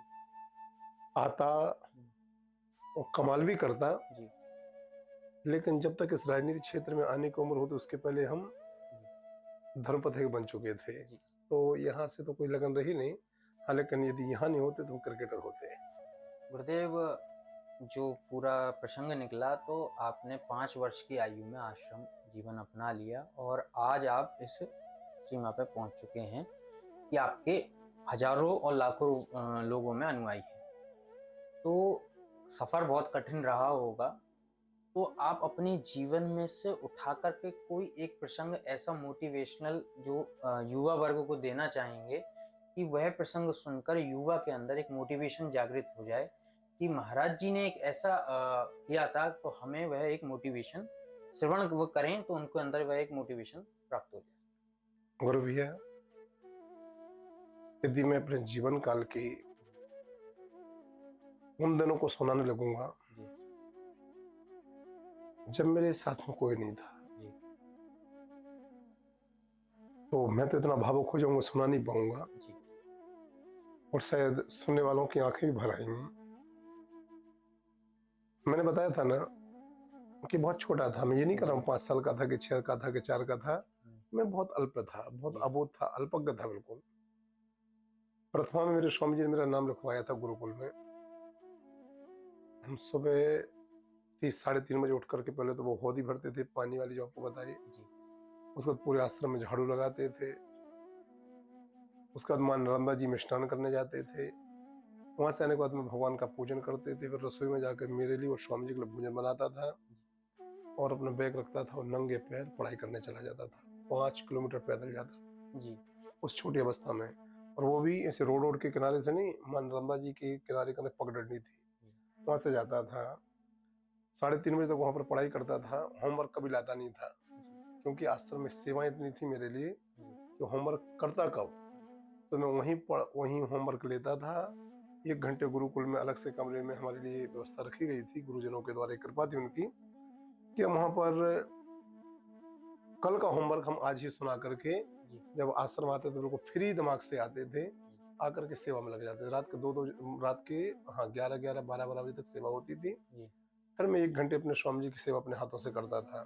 जी मैं ये कहना चाहता हूँ कि आज मेरे पास में जो पोशाक मैं पहनता हूँ, लगभग 1000 पोशाक होंगे मेरे पास में। जी लेकिन भैया एक समय ऐसा भी था, एक पोशाक मैं साल साल भर पहनता था। कोई नहीं था ना, कोई भी नहीं था। जी जब अपना कोई नहीं, अपने जब माँ बाप नहीं होते ना साथ में, जी तो बहुत चिंता और फिक्र करने वाले कोई नहीं होते हैं। एक पोशाक के लिए हम दिन भर पहनते थे, रात में उसी को धुल लेते थे और सुबह फिर उसी को पहन करके स्कूल चले जाते थे गुरुकुल में। तो बस यही कहूंगा कि जीवन जब अकेला होता है, संघर्ष बहुत करना पड़ता है और बड़े विघ्न, बड़ी बाधाएं आती हैं। कोई को तो उनसे डर जाते हैं और वापस आ जाते हैं, लेकिन जो लोग परेशानियों से डरता नहीं है और आगे बढ़ता जाता है तो लक्ष्य मिलता है। मैं ये नहीं कहता हूँ कि मैंने सबसे ज्यादा संघर्ष किया जीवन काल में, लेकिन इतना कहता हूँ कि मैंने अपने जीवन काल में बहुत कठोर तप किया है। जी मैंने बहुत रंग बिरंगी दुनिया को बहुत बारीकी से देखा है।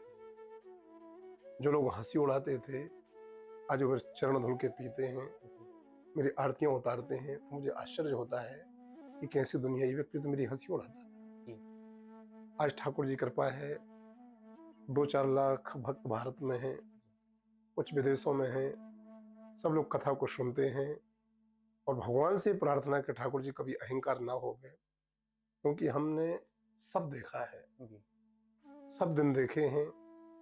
इसलिए अहंकार से बचा के रखना, धर्म के मार्ग पर लगा के रखना। और युवाओं से यही कहना चाहूंगा, चैनल पर जो मेरा वक्तव्य सुन रहे हैं उनसे भी यही कहना चाहता हूँ, परिस्थिति कैसे भी हो कभी घबराना नहीं। यदि मैं घबरा जाता तो आज मैं शैलेंद्र कृष्ण नहीं बना होता और देश दुनिया का मैं बड़ा चहेता नहीं बना होता। बहुत कठिनाई जीवन में आई मेरे, बहुत कठिनाई आई। कई बार ऐसा माहौल तैयार हो जाता था कि शायद मुझे इस दुनिया से विदा होना पड़ेगा या इस परिस्थितियों से विदा होना पड़ेगा। लेकिन मेरे पूज्य माता पिता ने जिसके लिए मेरा त्याग किया, और मेरे माता पिता ने बहुत दुख झेले होंगे मेरे बिना, तो मुझे बस यही लगता था कि मुझे अपने माता पिता के त्याग को इतिहास में बदलना है और मुझे मेरे माता पिता के लक्ष्यों को पूरा करने थे। मेरे माता पिता ने मेरा त्याग किया, उनको कितना दुख हुआ होगा मेरा त्याग करते समय, मेरा दान करते समय। मेरे माता पिता की सपनों को मैं पूरा करूं। बस माता पिता का आशीर्वाद बना रहा। देखो, माता पिता का आशीर्वाद कभी दूर नहीं होता है, गुरु का आशीर्वाद कभी दूर नहीं होता है, भगवान का आशीर्वाद कभी दूर नहीं होता है। परिस्थिति कैसी भी हो, लेकिन अपने लक्ष्य को याद रखना। मैंने बहुत संघर्ष किया, तब जाकर के आज एक शैलेंद्र, धर्म पथिक शैलेंद्र कृष्ण बना हुआ है। तो जैसे आपने सबने श्रवण किया कि संघर्ष है तभी उन्नति है।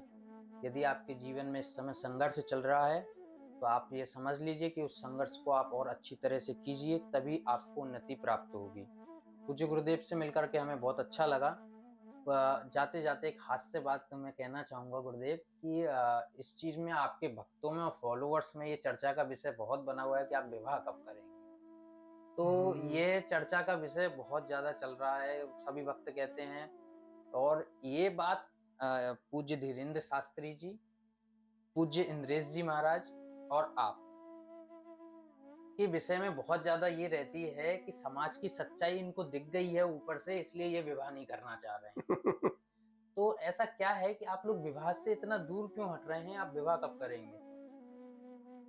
प्रिय गौरव, जी, मैं भी चलते चलते यही कहना चाहता हूँ जी, कि ये प्रसंग भी हमने भगवान पे छोड़ दिया है। जी, हमारे जीवन की हर चीज, आई एम नॉट गॉड, जी, ओनली गॉड सर्वेंट। जी, मैं भगवान नहीं हूँ, मैं केवल अपने भगवान बांके बिहारी जी का एक छोटा सा सेवक हूँ। जी, तो मैं इतना जानता हूँ कि सेवक की कोई इच्छाएं नहीं होती हैं, सेवक का कोई अधिकार नहीं होता है इच्छाओं को रखने का। मेरे जीवन में निजी अपनी कोई इच्छा नहीं है। यदि भगवान श्री बांके बिहारी जी ने विवाह संबंधी कोई इच्छा रखी होगी तो पूरी होगी, नहीं रखी होगी तो हम बिहारी जी के साथ में उनके सेवक बन करके बहुत अच्छे हैं और बहुत सुखी हैं। धन्यवाद गुरुदेव, आपसे मिलकर के हमें बहुत अच्छा लगा। तो मुझे बहुत अच्छा लगा तुम्हारे साथ। आपने जो हमें प्रश्नों के उत्तर दिए और एवं जो एक स्पीच दी है आपने, छोटी-सी है 2 मिनट की, लेकिन ये युवाओं को डिप्रेशन से निकालने के लिए बहुत महत्वपूर्ण साबित होगी कि संघर्ष यदि जीवन में है, तो आपकी उन्नति अवश्य होगी। धन्यवाद गुरुदेव। जय जय श्री राधे। जय श्री